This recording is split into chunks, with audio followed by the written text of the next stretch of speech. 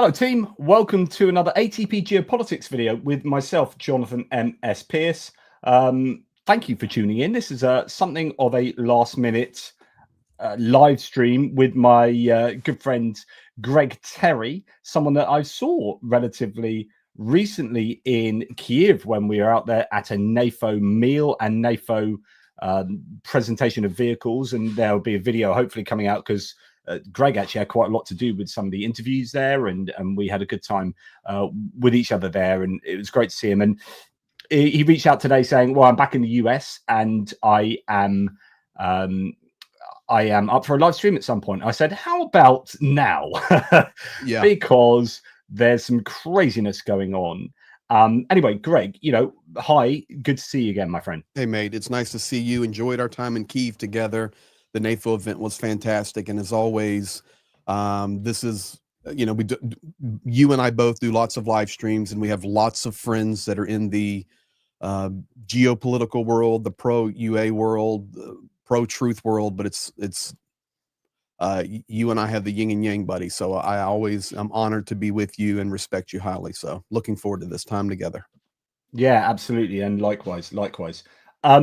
So I guess the first place to start, I mean, goodness me, I was due to do a geopolitics video tonight, which this will take the place of, that had like 60 tabs open. There was so much to talk about with regard to the Munich Security Conference, to do with Trump's speech last night that was problematic, super problematic last night, where he said that Zelensky had a 4% approval rating. You know what's interesting?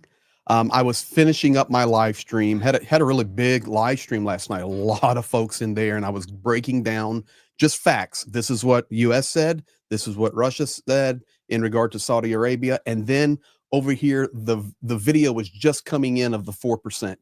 And so I put it on the live stream. I said, guys, this is 20 minutes ago. Here he is saying 4%. So on my video today that just dropped, I presented the world with the latest statistics from inside Ukraine showing he has 57% approval rating today. Yes, yeah, so exactly. So that the latest one came out from the KISS, is it, or KIIS? Anyway, yes. Yeah, and that showed that he, and actually, funny enough, when you look at his approval rating compared to Trump, he's now like 10% above Trump, and so there's a distinct irony there. But yeah, so I guess yeah. Let me just ask you a question on that, because this is how you and I are going to roll on this. We're going to give people information, and my head is chock full of it. I've been working on it all day today, and I'm really focused right now because we're coming to a place in this war that there are 3 or 4 key primary points we need to be watching. And it's not so much now, even though it is vitally important. Okay, how is Constantinople holding? Those are very important. Battle lines, map analysis. But the reality is we're on a global stage right now where 3 or 4 culminating events are coming together that's gonna determine a lot. It's whether it's in the Russian side, the American side, the European side, the Ukrainian side. So this is big. Yeah, so I guess what we'll do then is we'll read through what Trump has just said, adding it on to what he said last night that was already pretty problematic. And then it's very easy to go, oh my God, the world's coming to an end. We'll try and talk about what this will mean in terms that aren't too, like, I can get a bit angry and rhetorical sometimes because I'm so emotionally invested in this conflict that when someone says something like that, it goes to the heart. And so I'll try not to do too much of that and not be too bombastic, but look at this in a kind of level-headed kind of way and see, what are the options now. It's worth, if you don't mind, can I, before we talk through Trump's statement, can I just read to you a statement from Mark Bisque, Mark and Oliner? You remember Mark and Oliner? You visited Oliner's parents just recently. And I visited them with you in February 2024. So they are living in Canada at the moment as Ukrainians. Mark's lived in the UK. He sees himself as a kind of a British, Ukrainian, Canadian, sort of a bit of everything. But this was, and bear in mind, this was about 3 days ago, a couple of days ago. So this was before all the latest stuff. He said, "Hi, Jonathan. I just wanted to share," and I've asked him if I can share this. "I just wanted to share the fear that Ukrainians have regarding the upcoming peace negotiations." So this was before Riyadh. And remember, it went bad from Riyadh. "So for this, the war doesn't end until Putin, like Hitler, shoots himself in his bunker. This is the only outcome that would allow us to feel comfortably safe.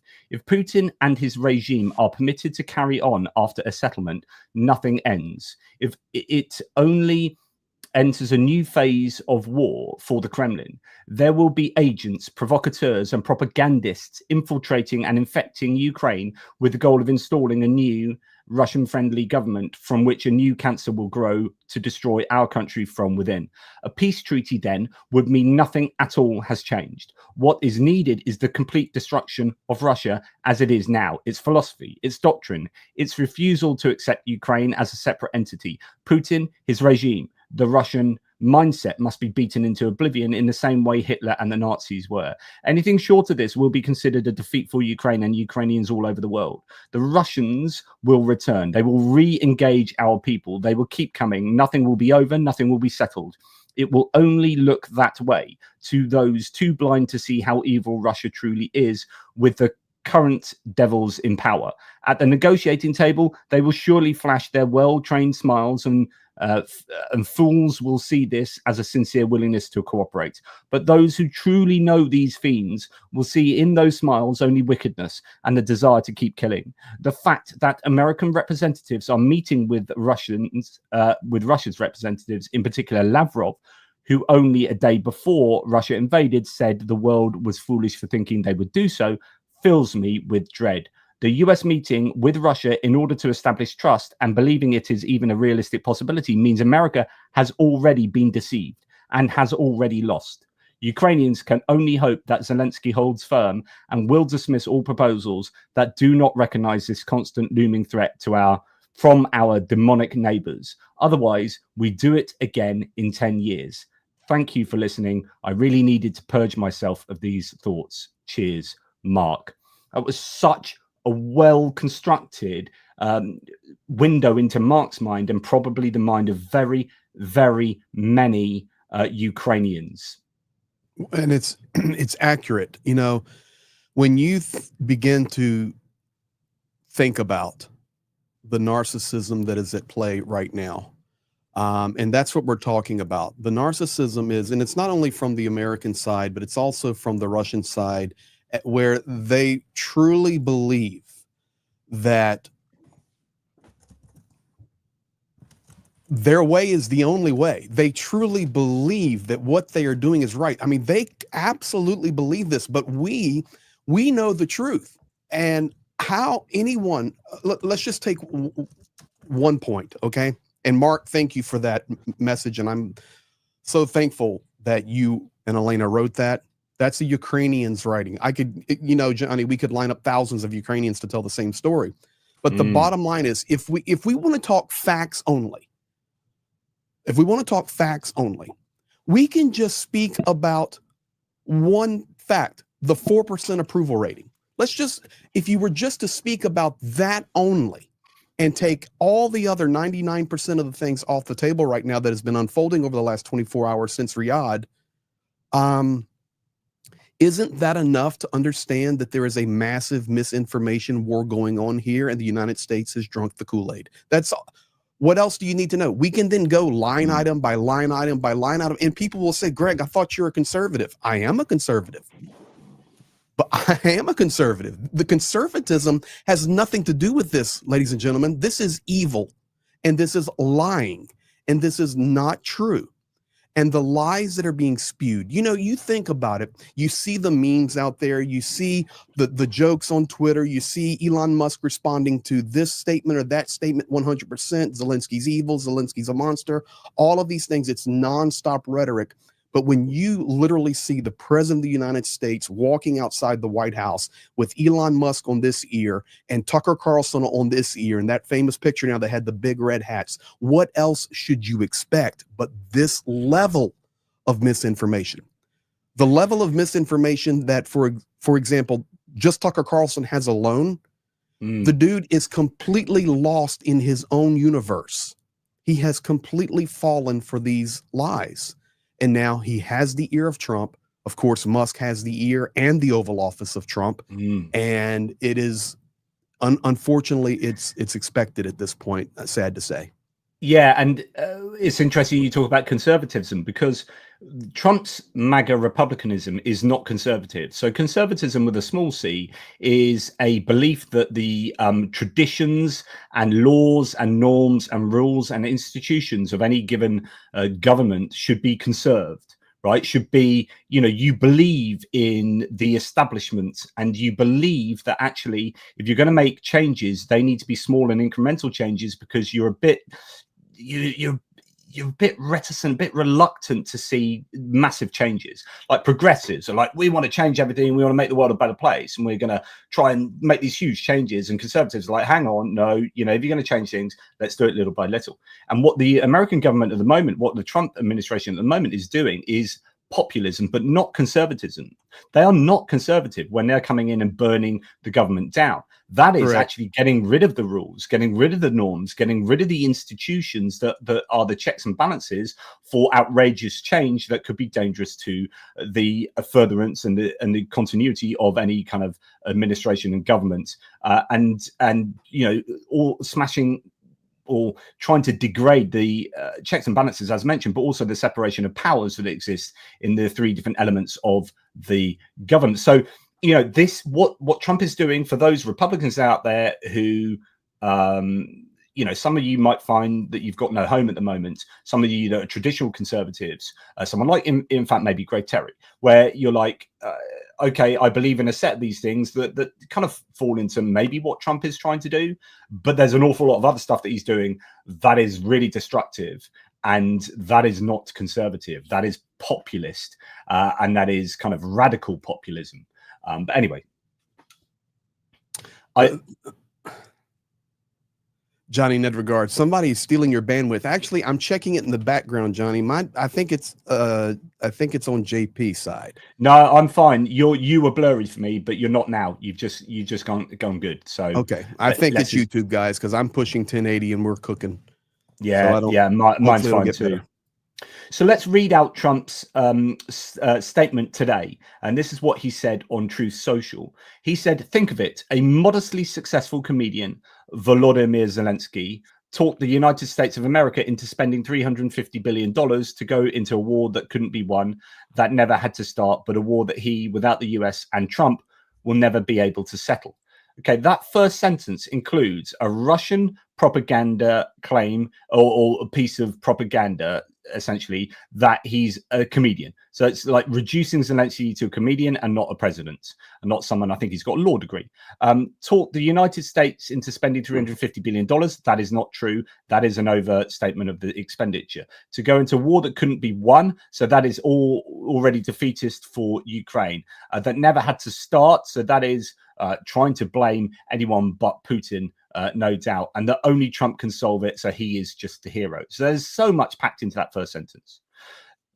The United States spent $200 billion more than Europe. That is wrong. And Europe's money is guaranteed, while the United States will get nothing back. Actually, they're trying to sign away half of Ukraine's natural resources to the tune of $500 billion. So why didn't sleepy Joe Biden demand equalization, in that this war is far more important to Europe than it is to us? We have a big, beautiful ocean as separation. On top of this, Zelensky admits that half of the money we sent him is missing.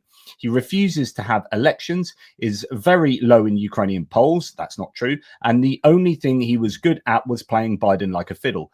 A dictator without elections. That's Russian propaganda. And it's also claiming that the person they are helping is a dictator. And of course, we know that Churchill didn't have elections for 9 years in the UK around the Second World War, and no one calls Churchill a dictator, and yet it's exactly the same. It's written into the Constitution. They have martial law. They're being invaded, etc., etc. Zelensky better move fast, or he's not going to have a country left. That's an outright threat from a supposed ally. In the meantime, we are successfully negotiating an end to the war with Russia, something all admit only Trump and the Trump administration can do. Not everyone admits that. Biden never tried. That's what Marco Rubio said yesterday. Yeah. Biden never tried. Europe has failed to bring peace, and Zelensky probably wants to keep the gravy train going. So accusing basically Zelensky of corruption. I love Ukraine, but Zelensky, he doesn't love Ukraine. You can give him monkeys about Ukraine. But Zelensky has done a terrible job. His country is shattered, and millions have unnecessarily died, which is, again, untrue. And so it continues. My goodness, so much wrong with that. Over to you. Well, to be quite honest, if I just go down through it in basic analysis, the first thing that strikes me is a normal human being would never write their own name in all capital letters with parentheses or with quotation marks to glorify themselves. The money you mentioned at the beginning is accurate. I don't know where the math comes in that the United States is having a problem understanding that billions of those dollars that were allocated for Ukraine were put into the American economy for manufacturing.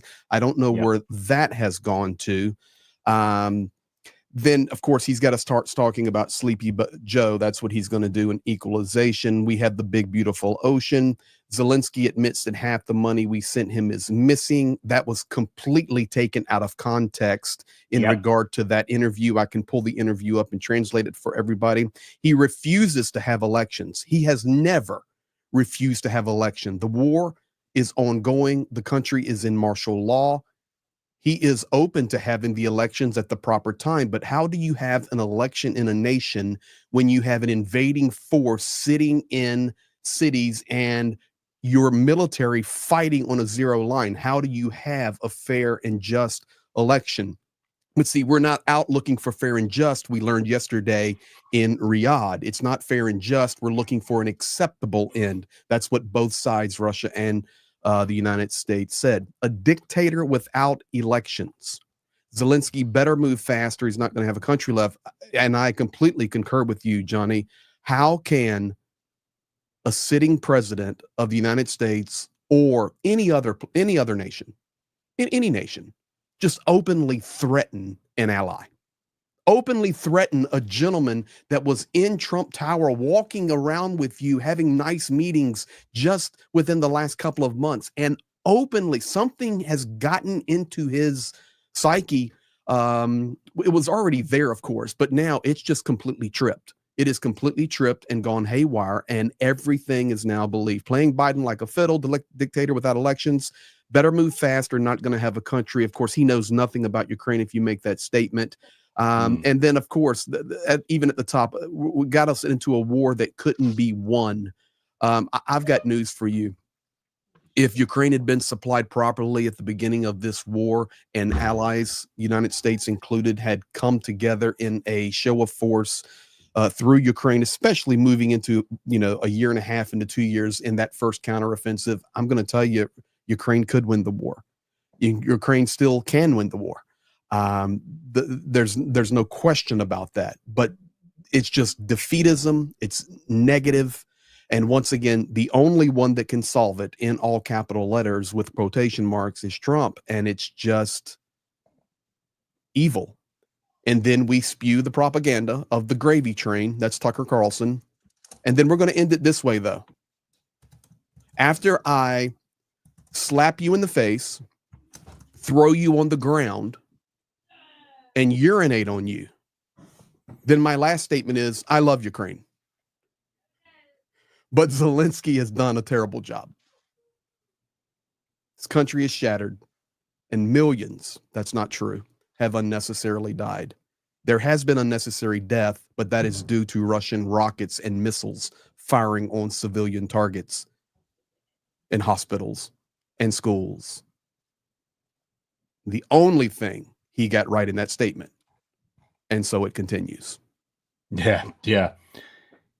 And just to add to that, we are now seeing that JD Vance has got involved as the vice president, and he has warned Zelensky, this is according to the Daily Mail, he has warned Zelensky that he will regret bad-mouthing Trump and condemns his atrocious response to peace talks.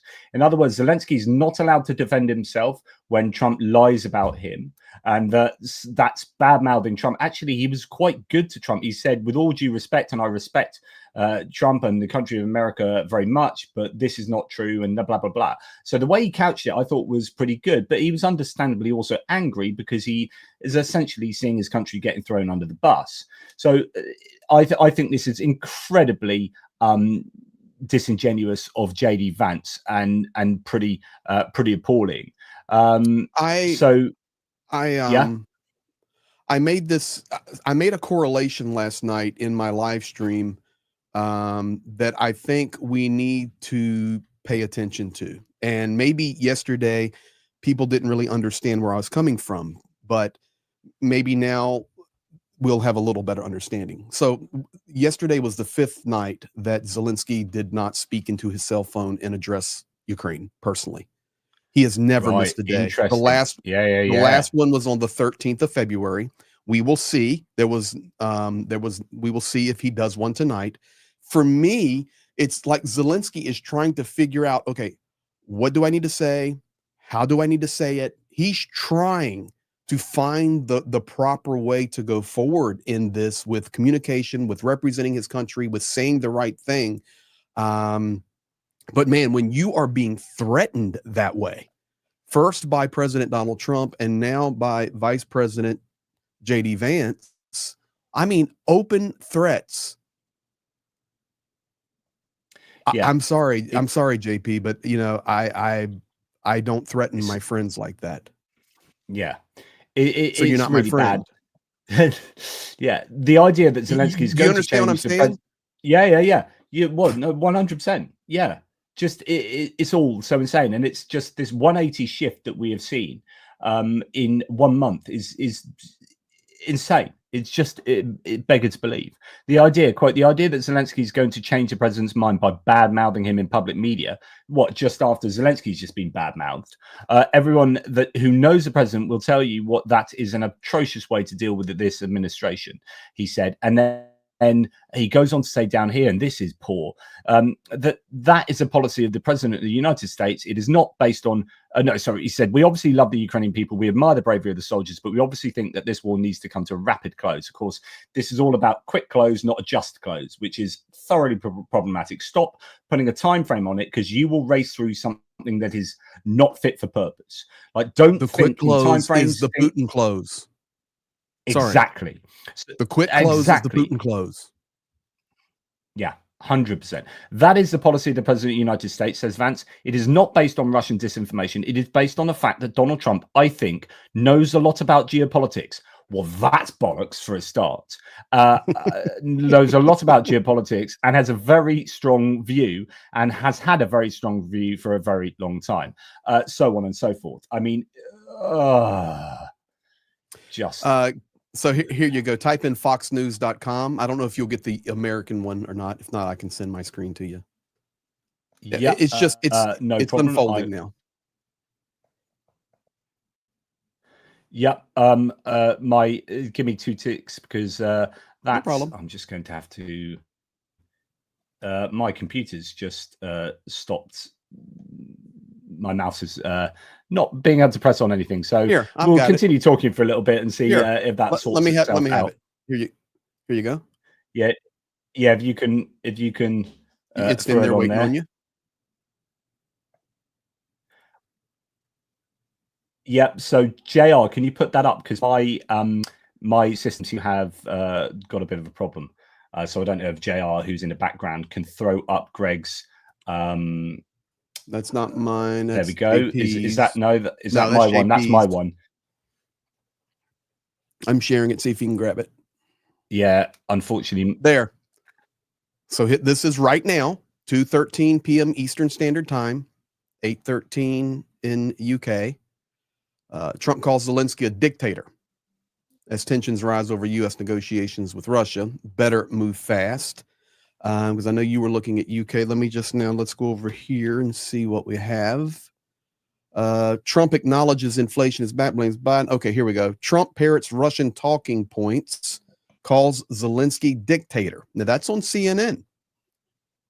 That's accurate. Yeah, right here.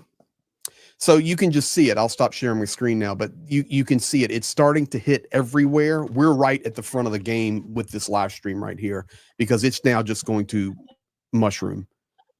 Because these statements,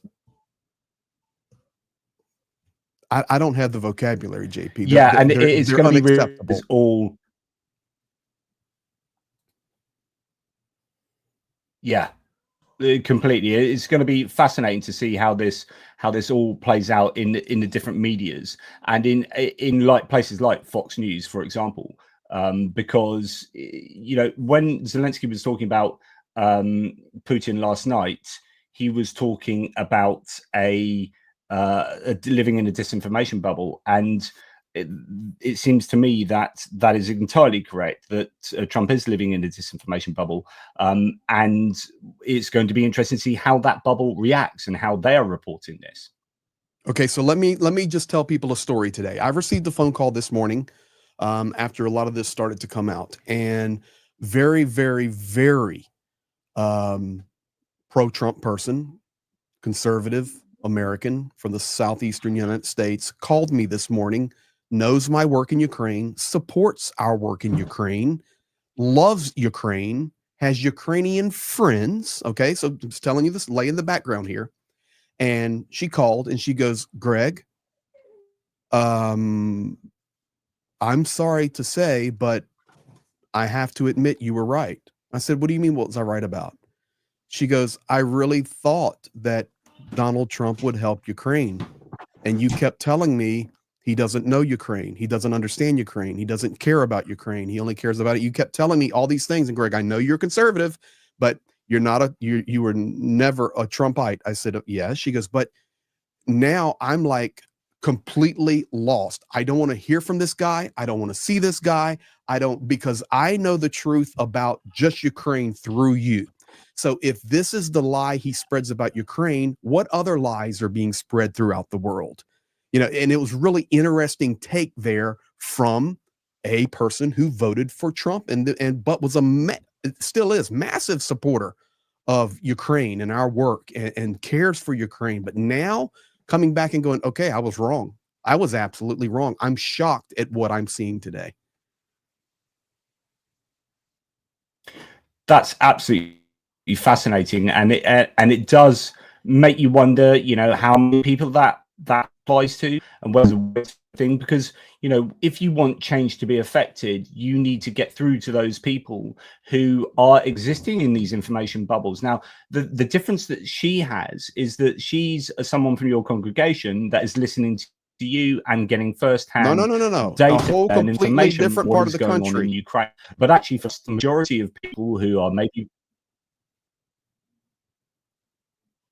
I think JP. but she's listening to you. She's part of your ecosystem, and that's the point. That Yes. people who are into Fox News and watching what Trump is saying, they're gonna struggle to that truth. Although it's quite interesting, Maria Bartiromo on Fox today had Bill Browder on as a guest, and Browder corrected her on some of her, repeated the thing, and he was like, no, actually, that's not true. This is a true percentage.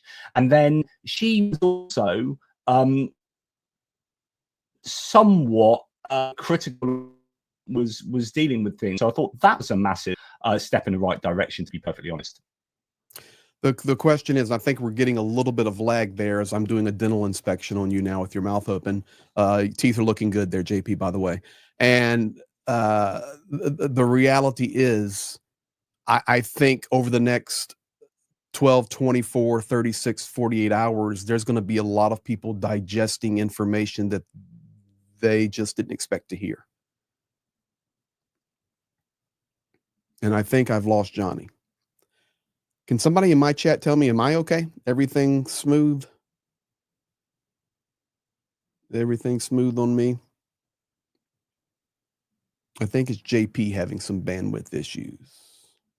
Okay, yes. All right, so I'll continue and we'll wait for JP. Although JP is hosting. So evidently thank you for the plus there, guys. We'll get him back in a second, I assume. Now it's all me. I left JP on my stream one time and now he's left me on his. So Yeah, but you can see there's some bandwidth issues. But the reality is, guys, today, if you did not see, I just put out, and I don't want you to leave now. I want JP to get back in here and we continue talking. I just put out a video update right before this live stream where I was translating Vladimir Putin today. Vladimir Putin responded to the Riyadh meetings. Vladimir Putin responded to Donald Trump. Vladimir Putin responded to the processes that are happening, and I translated those. So don't click out now, but later on today, make sure you get over and the title of the video, it's the one I just released an hour ago, Stabbed in the Back. Basically, and I'll tell this while we're getting Johnny back in here, but Putin was so happy as the results of the Riyadh meetings, because now he says the United States and Russia are getting their relationships back to normal. And he said it is a key that the United States and Russia have the proper relationships. And he talked about repopulating each other's,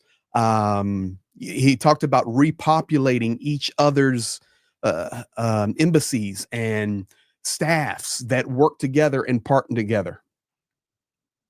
In addition to that, he also said, we want the world to understand that we have a partnership already with America that's happening throughout the world. And even though we've had this 3 years of war in Ukraine, and he called it, this conflict in Ukraine, we have partnerships together in the Middle East. We have partnerships economically. We have partnerships in global energy. We have partnerships in space exploration. We have partnerships in oil, in minerals. He was talking about the partnerships that the United States and Russia have already in place. And he says, we also have to deal with the priority of Ukraine, but the reality is we are now getting our relationships back to the proper place. I have all of that translated in the other video, and it's absolute pure trash, guys. The second thing he said was in regard to negotiations for Ukraine and basically why Ukraine was not given a seat at the table. And I remind you that yesterday was not negotiations, although evidently they started negotiating at least in some shape, manner, or form. But it was a come to the table meeting to restore the relationships and kind of see where we're going between Russia and the United States. And of course, we're going to talk about Ukraine, and we're going to talk about the process for that. And yes, Keith Kellogg is going to Kyiv, and he's already there, all of those things. But he stated that nothing at all that has ever come up in negotiations, not one time has Russia refused negotiations. And he was emphasizing the word never. It has never been our fault that there have not been negotiations in this war. It has always been Ukraine's fault, Ukraine's friends' fault, Ukraine's allies' fault, Europe's fault. It's never been our fault. And then the third video, I went ahead and covered this now, JP, while we're waiting for you to get back. The third clip that I played there in that video is he says, you know what? I just respect Trump. I mean, I just respect him, how he is showing such great restraint while having to deal with these poor Western leaders. So that's, and I shared that with you before the stream, JP. Looks like you're back now. Good. Yeah. So I had Google Chrome issues. It just stopped operating, and so I had to shut Chrome down. But yeah, thanks for carrying on without me, which I'm sure would have been pleasant for most people. Yeah, there was most people in your chat saying good. Now we're going to get some good truth. Yeah, absolutely. Yeah, no doubt about that. I do want to show, if I may, this particular bit of, hopefully you'll get the audio from this as well. Let me know if you can hear this, Greg. I thought this was pretty prescient, and I think this may fit in. This is Marco Rubio. This is back in 2016 when he was running against Trump for president. And listen to what he says. You compared Donald Trump to a third world dictator. Could you hear it? Yesterday in an interview with the New York Times. How so? Well, I don't know about a dictator. I said a third world strongman. He's running for president, so no matter what, he won't be a dictator unless our republic completely crumbles, which I don't anticipate it will. But yeah, here's what happens in many countries around the world. You have a leader that emerges and basically says, don't put your faith in yourselves, don't put your faith in society, put your faith in me. I'm a strong leader. and I'm going to make things better all by myself. This is very typical. You see it in the third world. You see it a lot in Latin America for decades. It's basically the argument he's making that he single-handedly is going to turn the country around. We've never been that kind of country. We have a president. The president is an American citizen who serves for a period of time, constrained by the constitutions and the powers vested in that office. The president works for the people, not the people for the president. And if you listen to the way he describes himself and what he's going to do, he's going to single-handedly do this and do that without regard for whether it's legal or not. Look, I think people are going to have to make up their mind. I can tell you this, no matter what happens in this election, for years to come, there are many people on the right, in the media, and voters at large that are going to be having to explain and justify how they fell into this trap of supporting Donald Trump, because this is not going to end well one way or the other. How prescient was that? Brother, it's the handwriting on the wall. Absolutely incredible. And you know, for years to come. And wait a second. Okay. Johnny, you talk, I'm going to send you a video. Okay. Yep. Okay. Well, okay. No. Yes. So for me, that was incredibly prescient, but it's also interesting to note that Marco Rubio, prior to his position presently as Secretary of State, has been incredibly, certainly at times, all for the expansion of NATO. He's been for the defense of Ukraine. And it seems like he has, on a sixpence, done this incredible turn. What do we have here? We have Marco Rubio, up until recently, chairman of the Senate Intelligence Committee. As such, he signed a letter addressed to President Biden about the GRU being responsible for attacks on Americans. Now he says there are, quote, incredible opportunities that exist to partner with the Russians geopolitically and economically. Just so many situations where we see Marco Rubio in the past be a lot more on it. Here in 2022, he said many in the West still don't understand Putin is an expert liar. He doesn't care about humanitarian relief. If in fact there is a ceasefire, it's because he sees some strategic or tactical benefit. And beware of attacks on refugees, Russia blames on Ukraine or NATO. And that's him talking about beware of this liar. And he's the one now doing the deal, essentially, with this liar. Pretty incredible. Christopher Miller says, here's what the current US Secretary of State's take on Putin and Russia was 2 weeks ago, 2 weeks into the full-scale invasion of Ukraine 3 years ago. And now it's completely and utterly different. Quite incredible. I sent you a video on WhatsApp. Okay. You need to play it. Yeah. Okay. While we're on this topic. Okay. That's brilliant. I will sort that out. Okay. Did you send it on just you to me on WhatsApp? Because yes, I don't have it directly to you. I don't have it on Greg Terry sending that to me, but Well, maybe sure that's definitely the case.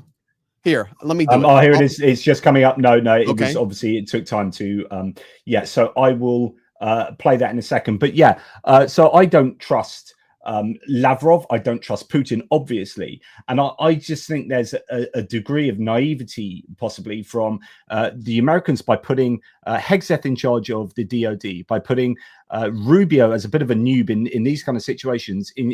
As Secretary said, okay, fair enough, but then throwing him straight into negotiating with Lavrov, who's a seasoned expert, and then having Steve Witkoff, who's a billionaire mate of Trump's, but he's not used to this kind of level of talks. And then maybe Mike Walls has got a bit of skills there, but Ushakov and what about Lavrov?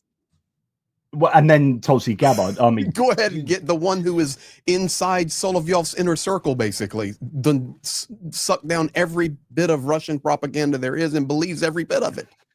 Absolutely, yeah, just really incredible. So if you can't play that video, I can play it. No, I've got it now. I've saved it in the right place. And now I'm going to play it. Play this. But I just need everybody remember the video from Rubio years ago. This can't happen. This is not our process. This is American president's elected human, an elected citizen. Now listen.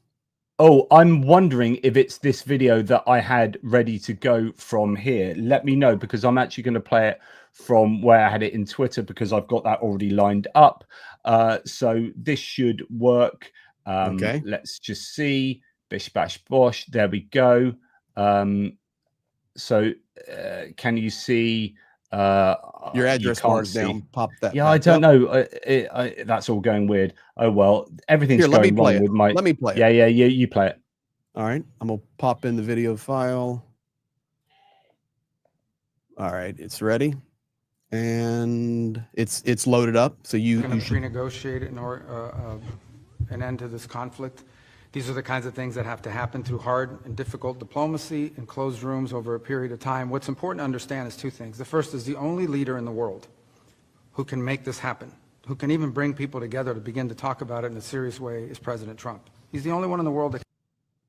So that's exactly what he's talking in that previous statement, as you were saying. And when you then look at the Trump statement on Truth Social, Trump saying, I'm the only one can solve this. It's all me. Marco Rubio in 2016 saying, watch out for this guy. He'll tell you he's the only guy that can do this. And then Marco Rubio is repeating Trump saying, yeah, he's the only guy that can do this. And it's like complete capitulation to Trump. It is quite incredible.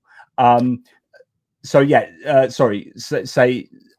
Sorry, you were going to say something. No, I'm just going to say I was just going to say that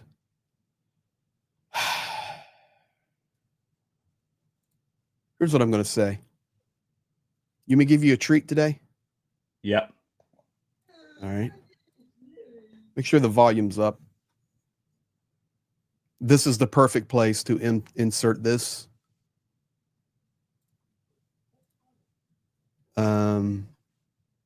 Actually, keep talking. Let me find it.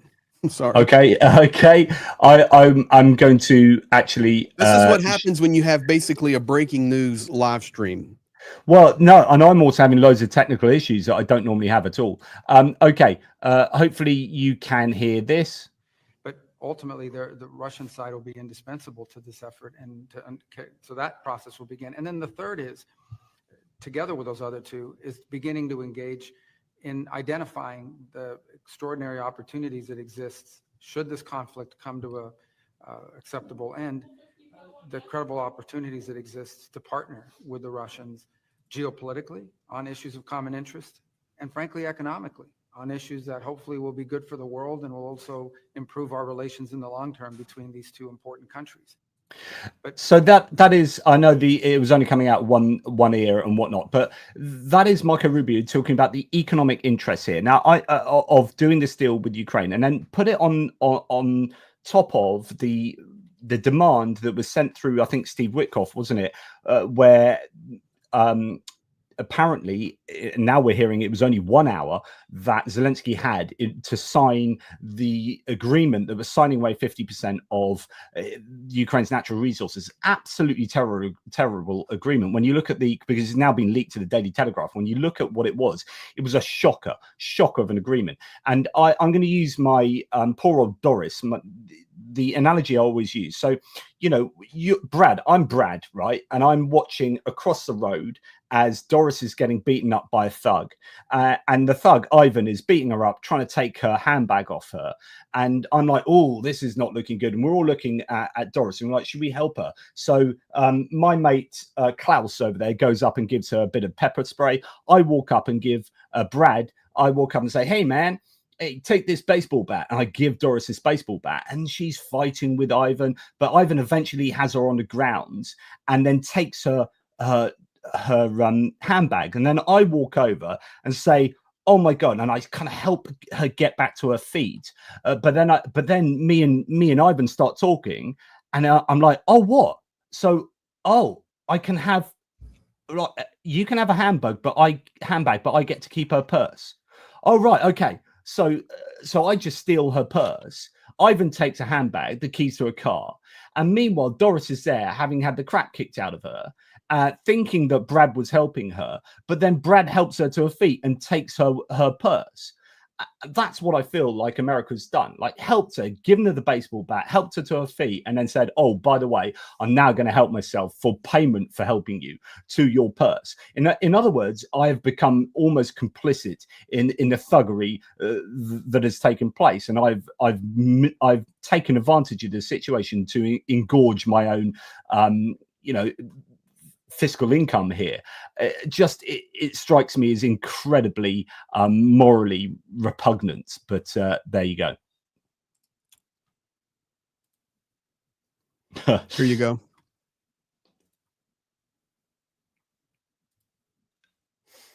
I'm waiting. It's coming.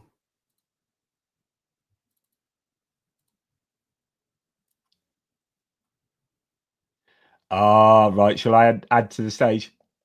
Let's go. I'm ashamed to be a Westerner. I'm ashamed to be a Westerner. I'm talking to planet Earth today. I'm talking to Western governments today. On behalf of my Commander-in-Chief, President Volodymyr Zelensky of the sovereign, peaceful nation of Ukraine, I'm absolutely ashamed to be a Westerner today.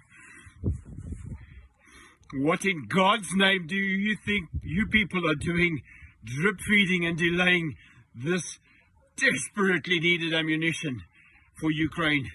What are you trying to achieve? Do you not know that God sees everything that you are doing? Do you think there are 77 virgins in paradise waiting for you? There ain't, mate. There ain't. There is no paradise like that. Tens and tens and tens of thousands of civilians have been butchered and are being butchered in this genocide, and yet you people just dilly and dally and pussyfoot around. God help me, I'm ashamed to be a Westerner. I'll stop calling myself South African because that shitty government aligned themselves with Putin. Everybody in this country asks me where am I from, and I say I'm British. I'm talking to all Western governments today. I'm a medic in Ukraine, and we are shitting ourselves over here. The fucking front line is crumbling left, right, and center. How dare you dilly and dally like this? Imagine these were your children being butchered out here. Put yourself in Ukrainian shoes for once. Get your act together, man. Your policies and your bullshit. Fucking support this country. We are being terminated, exterminated. I'm ashamed to be a Westerner. And of got course, it, man.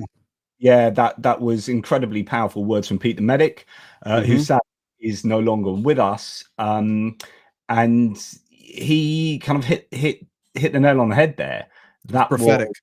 Expressing exactly. And were he alive today, he would be saying, my goodness, he'll be a few more swear words than he did there. I think he was quite restrained, to be honest, knowing Pete. Just incredibly prophetic, as you say. It's there's a lot of really good, maybe Johnny, if we're co-streaming this, if you want to jump to the some of the chats, the super chats for a second, there's some really good comments in there. Do that.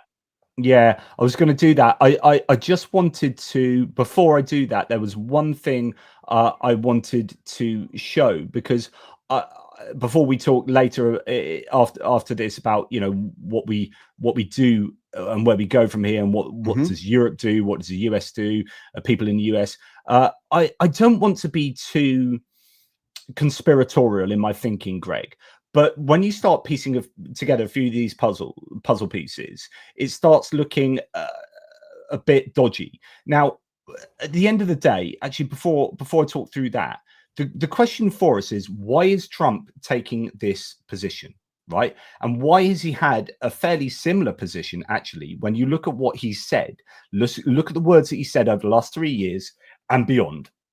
This fits in with the pattern. So what explains this? What is the best explanation of the data? And The Hill has a really good article from April last year that details how in 1987, Donald Trump went to Russia as a real estate mogul. and he came back from Russia. And just after he came back from Russia, he spent $130,000, which is quite an expensive thing to do, of big broadsheet adverts that were denigrating NATO. Now, why would a real estate mogul that had never had any interest in foreign policy before that go to Russia, okay, go on business, but then as soon as he gets back from Russia, starts spending massive amounts of money taking adverts out that are slagging off NATO? So that's interesting. He married a Russian, didn't he? That's interesting. And then you see stuff like this, and there's plenty more. Medium has a massive article, a 37-minute read on all of stuff like this. You have, I'm sure there's no coincidence between Trump blaming Ukraine for starting the war and the Trump administration meeting with Putin ally Dmitry Rybolovlev, who bought Trump's mansion in 2008 for $95 million, at least 2.32 times its value, bailing Trump out of bankruptcy. So now you have the president of the United States, close to bankruptcy, bailed out by a Russian who paid over the odds for a property off, Trump's mansion, bought that off him for much, much more than it was worth, as a way of giving Trump tens of millions of dollars. The man is compromised. So I don't want to be a conspiracy theorist here, but it does look like there are data points that suggest that Donald Trump is compromised by the Russian Federation. I'll just say that. Any thoughts? Well, I will say it this way. Let's take, I'm trying now. I'm over here looking at this screen. Zhenya's in the chat. Zhenya's sending me information, and I'm trying to get Ukrainian information into this topic now. Ukrainian member of the National Security Council, Rahman, and he's a deputy there in Kyiv. He's on the National Security Council, coming out just a little bit ago saying in just one day, Trump has transformed Putin and the Russian Federation from a murderer and aggressor into a respected partner. Yeah. And that was a shocker of it. The normalization of Putin from going from a pariah state and a pariah leader, and then welcoming him into the fold and treating him with respect. This is a genocidal maniac who has an arrest warrant on his head. Just absolutely disgusting. Richard Bennett, thank you so much for your kindness. 5 ATP Geopolitics memberships, and Kevin Forster as well, 10 ATP Geopolitics memberships. That's really, really generous of you to support the channel, keep the lights on and everything. So thank you. Johnny Nedregard, for you, Greg, hello, Hope Train, Slava Ukraini. So that's Norwegian island dweller. Absolutely. Rick from the Netherlands. Hi, Jonathan Gred. Thanks for the stream. Thank you for dropping by. Richard Bennett, another 5 memberships, but this time for Greg Terry Experience. That's very kind of you. Thank you, Richard. There. Johnny, no regard for myself. Hello, community, Slava Ukraini. So thank you for your Norwegian support.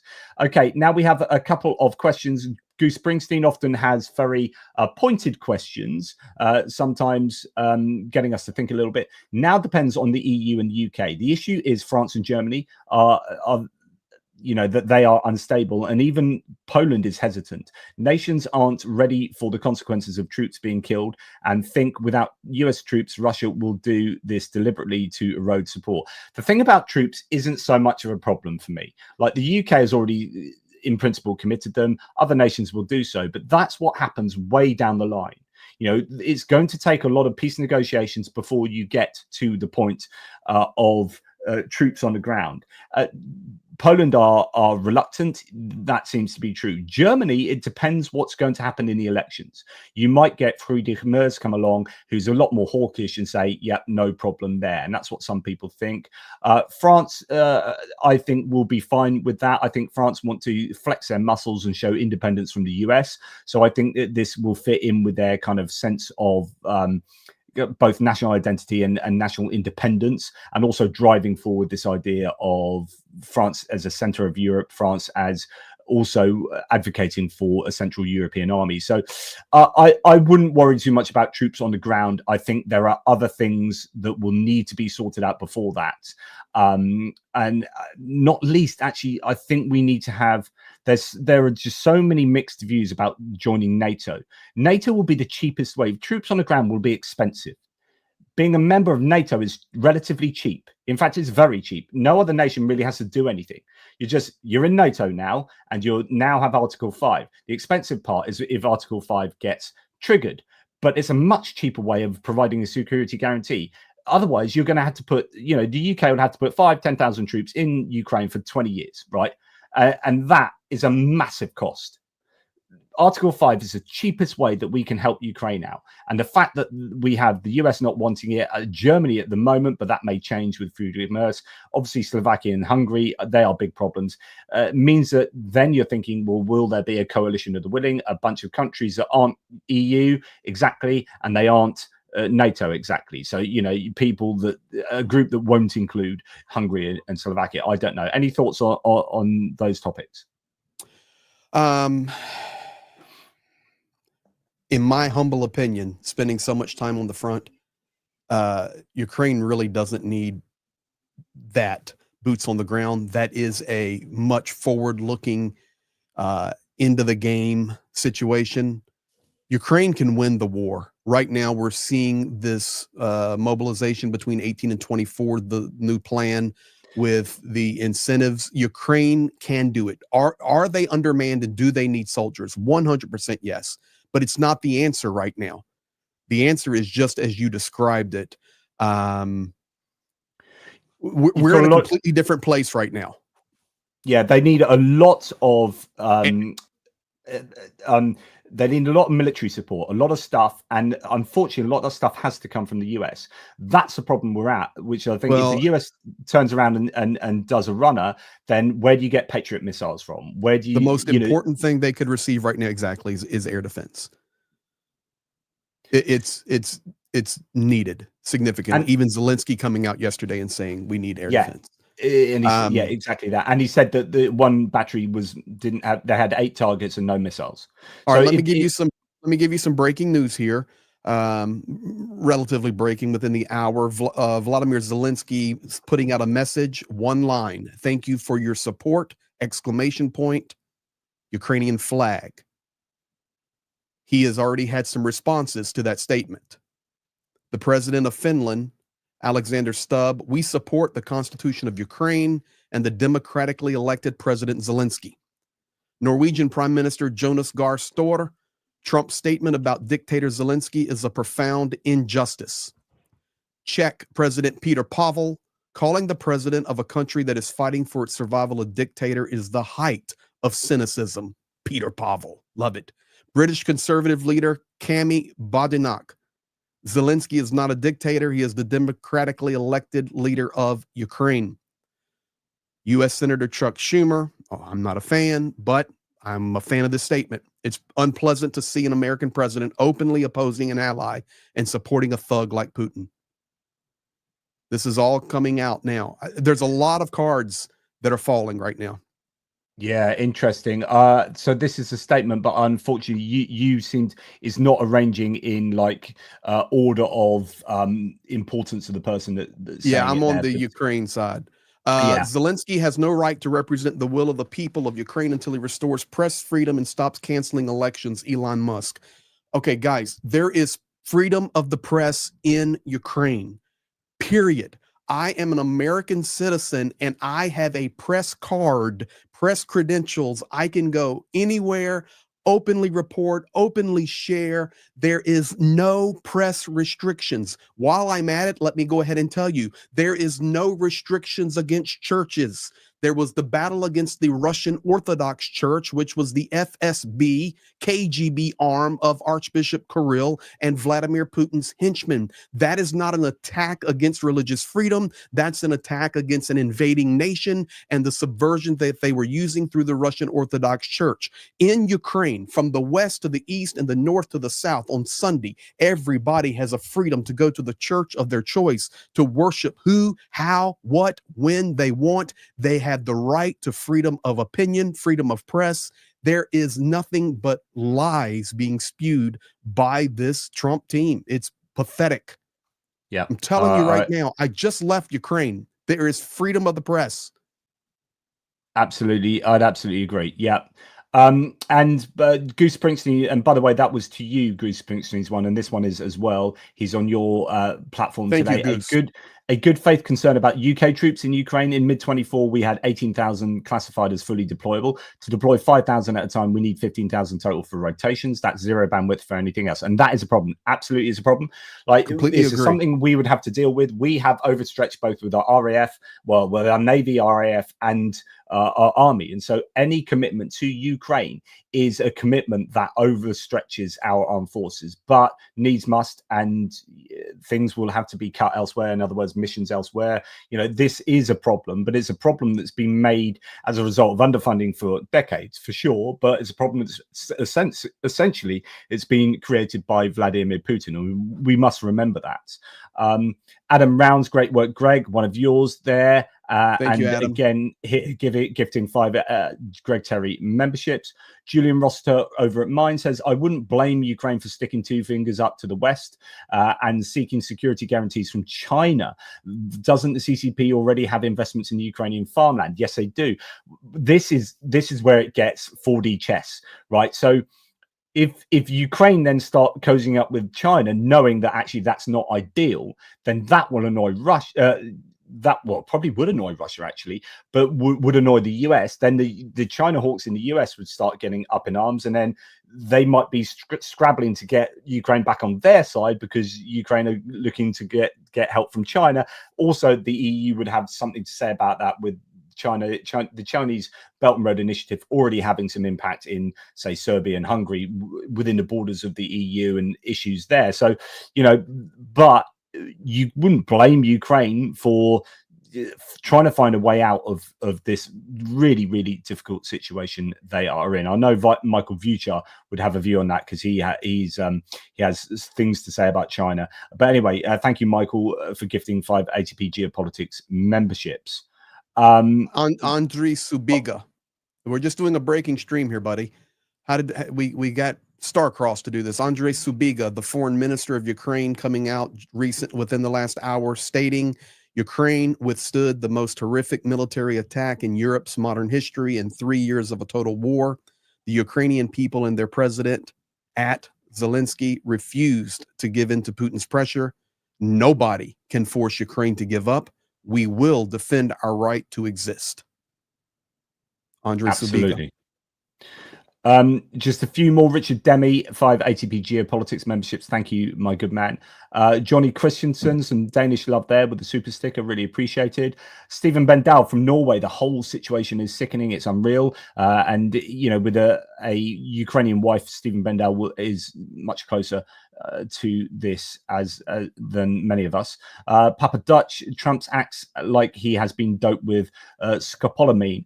I wonder if Papa Dutch has been watching Patience, which is a remake of the French. What's the French series? It's called Raphael. Someone on Raphael. It's about an autistic woman that works in the records department and a police woman, and the autistic woman is really useful at helping to solve puzzles and crimes and gets co-opted into the police department. Anyway, the British version of that is just been made, and it's called Patience, set up in York.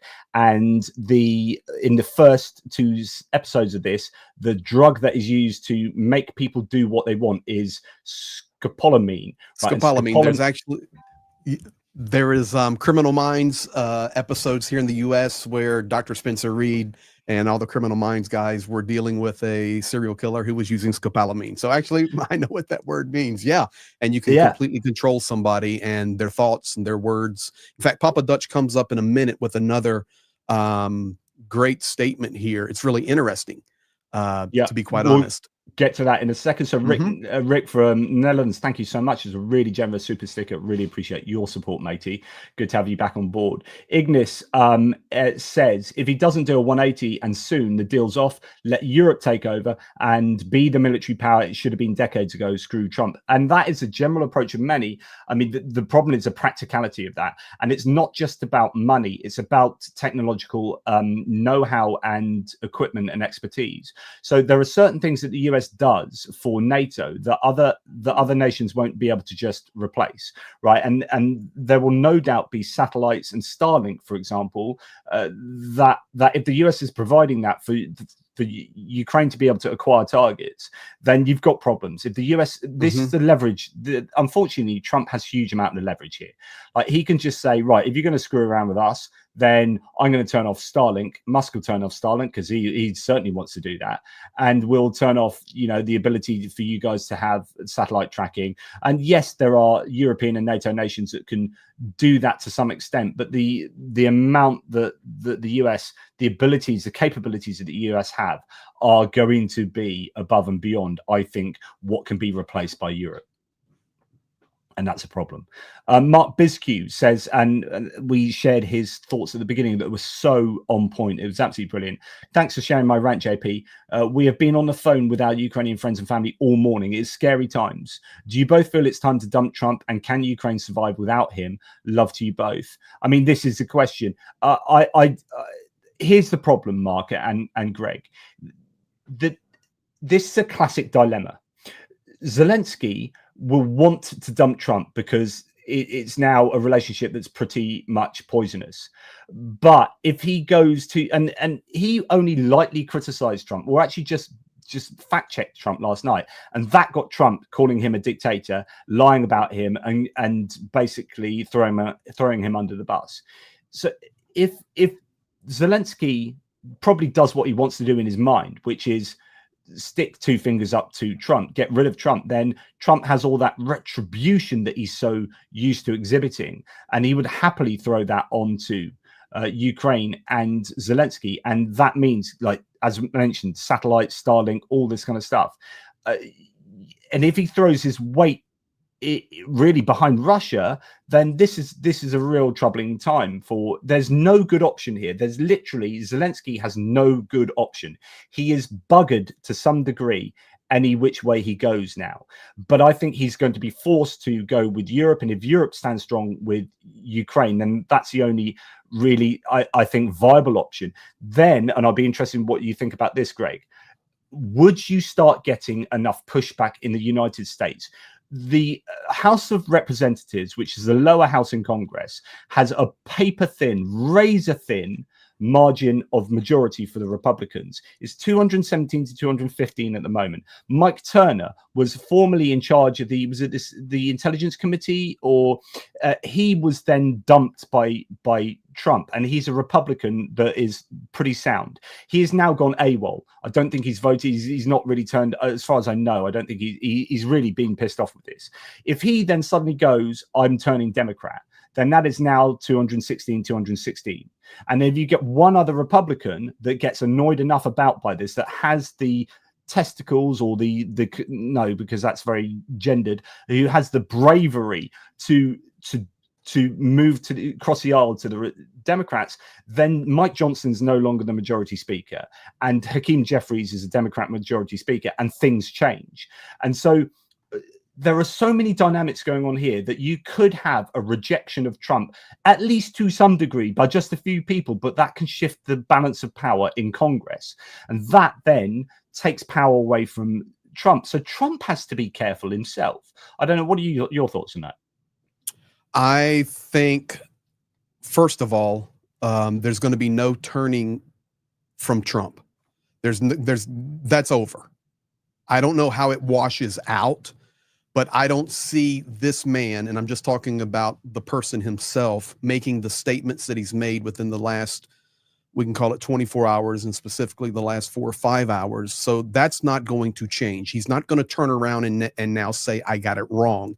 And now he has JD Vance out, even further reiterating the statements and warning Zelensky, don't try to come back and bring more dirt, or it'll even be a problem. What I can tell you is that door's going to close in regard to Trump. Will the American people stand up? I am. I can't answer for everybody else.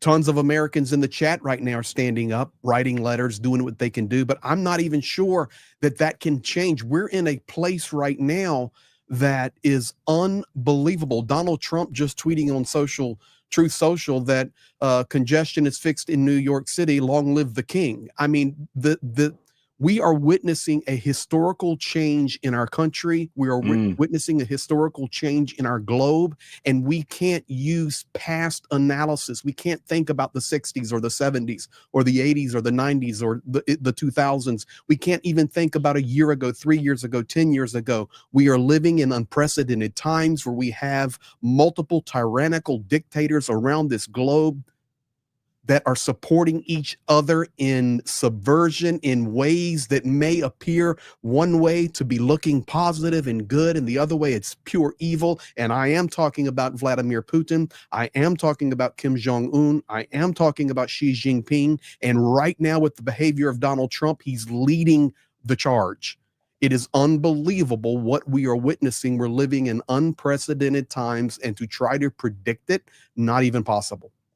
Not even possible. I will tell you this. Over the past few hours, Zelensky's approval rating inside Ukraine has blossomed to the highest point. It is smoking up. Ukrainians are boiling mad, and they are standing with President Zelensky. Rally around a flag. They are rallying around President Zelensky right now. Yeah. We're giving you guys the breaking news as it's happening. And I did see the message from JR on our backside. A lot of active bots. Don't forget to thank our moderators. So let's just pause right now. Thanks, it's a little longer stream.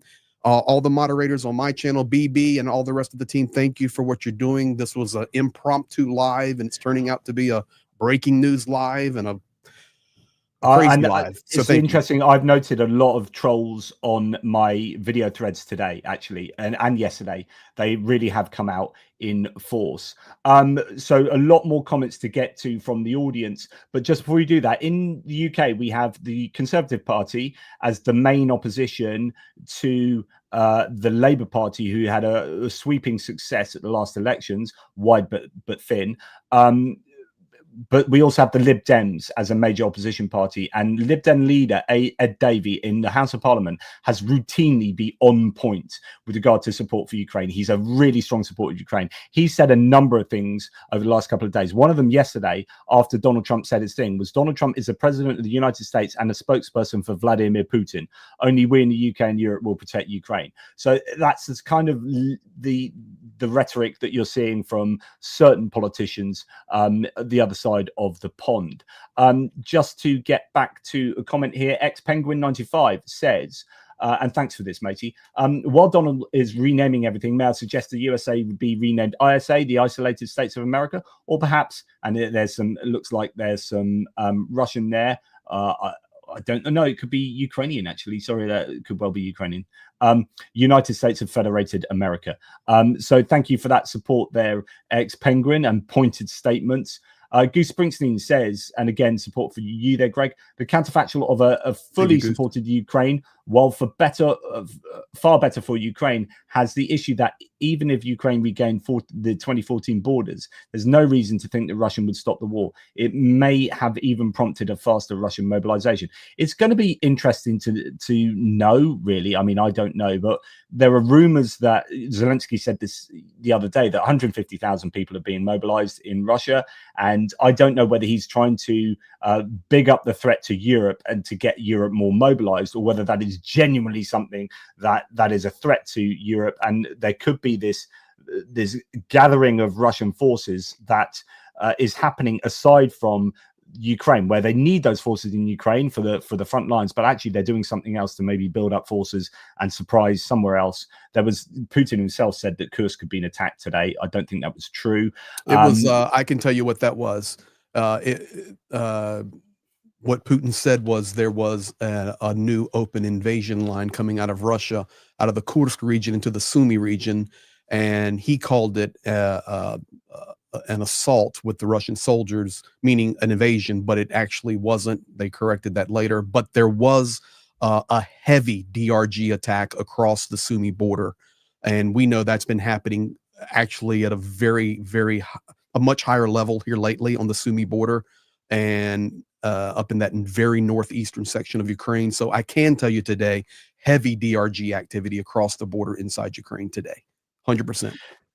Yeah, and yeah, so going back to that, I mean, I don't know how much mobilization the Russians have been doing behind the scenes, whether they are gathering people in Belarus, which is one of the claims. But remember, the JP, idea that a lot of people that have been killed, that meat grinder assault, have been criminals, have been drug addicts, have been people from far stretches from foreign countries. Do not think for one second that Russia doesn't have some very good special forces. I've been talking and seen video and working with my friends on the front lines, and they go, man, tell them, Greg, that not all the Russian soldiers are trash. There's some really good ones out there. And what we're killing right now is a lot of meat grinder troops. They're not sending in their legacy troops. They're behind the scenes pushing the buttons and just sending these guys off on crutches to be killed. And it doesn't mean they're not killing quality soldiers as well. But the reality is there is a big, massive, cancerous army on that Russian side that is pure evil and is getting larger and can get stronger. Now, I will tell you this. Last night, after the meetings in Riyadh, Russia started putting out the information, because I read Russian media, I read Ukrainian media, and I put it, and when I had Zhenya translating stuff for me today, making sure I had it perfect. It's nonstop to make sure we're accurate. Last night, Russia talking about openly and even discussing this in the channels that it would get the Americans' ear. We require the additional 30% of the oblast that we have not conquered, meaning we need the other 0.8% of Lugansk, the other X% of Donetsk, the other X% of Zaporizhia and Kherson. 30% of unoccupied territory on our books is technically ours. That's already being talked about. That would include Kherson City and Zaporizhia City, just so you know. Not going to happen. But who would have thought today that Trump would call Zelensky a dictator? And by the way, Olaf Scholz just coming out and refuting that statement and saying, no, Zelensky is not a dictator. You have the wrong information. Excellent.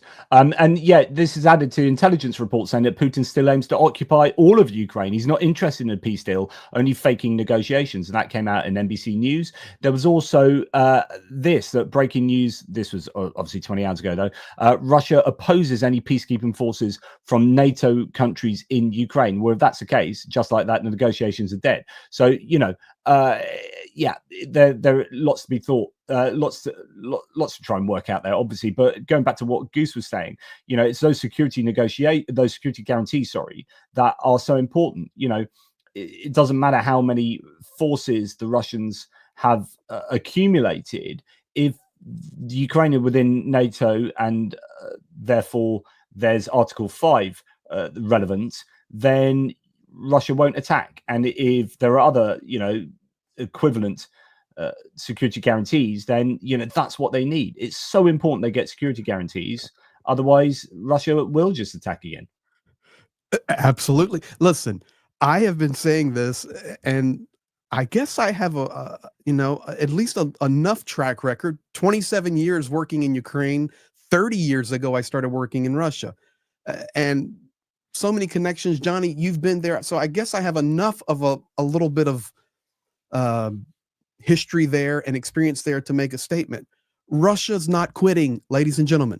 Vladimir Putin is all in. This is his legacy. He is not 45 looking to retire in the Canary Islands. This is it. This is his legacy.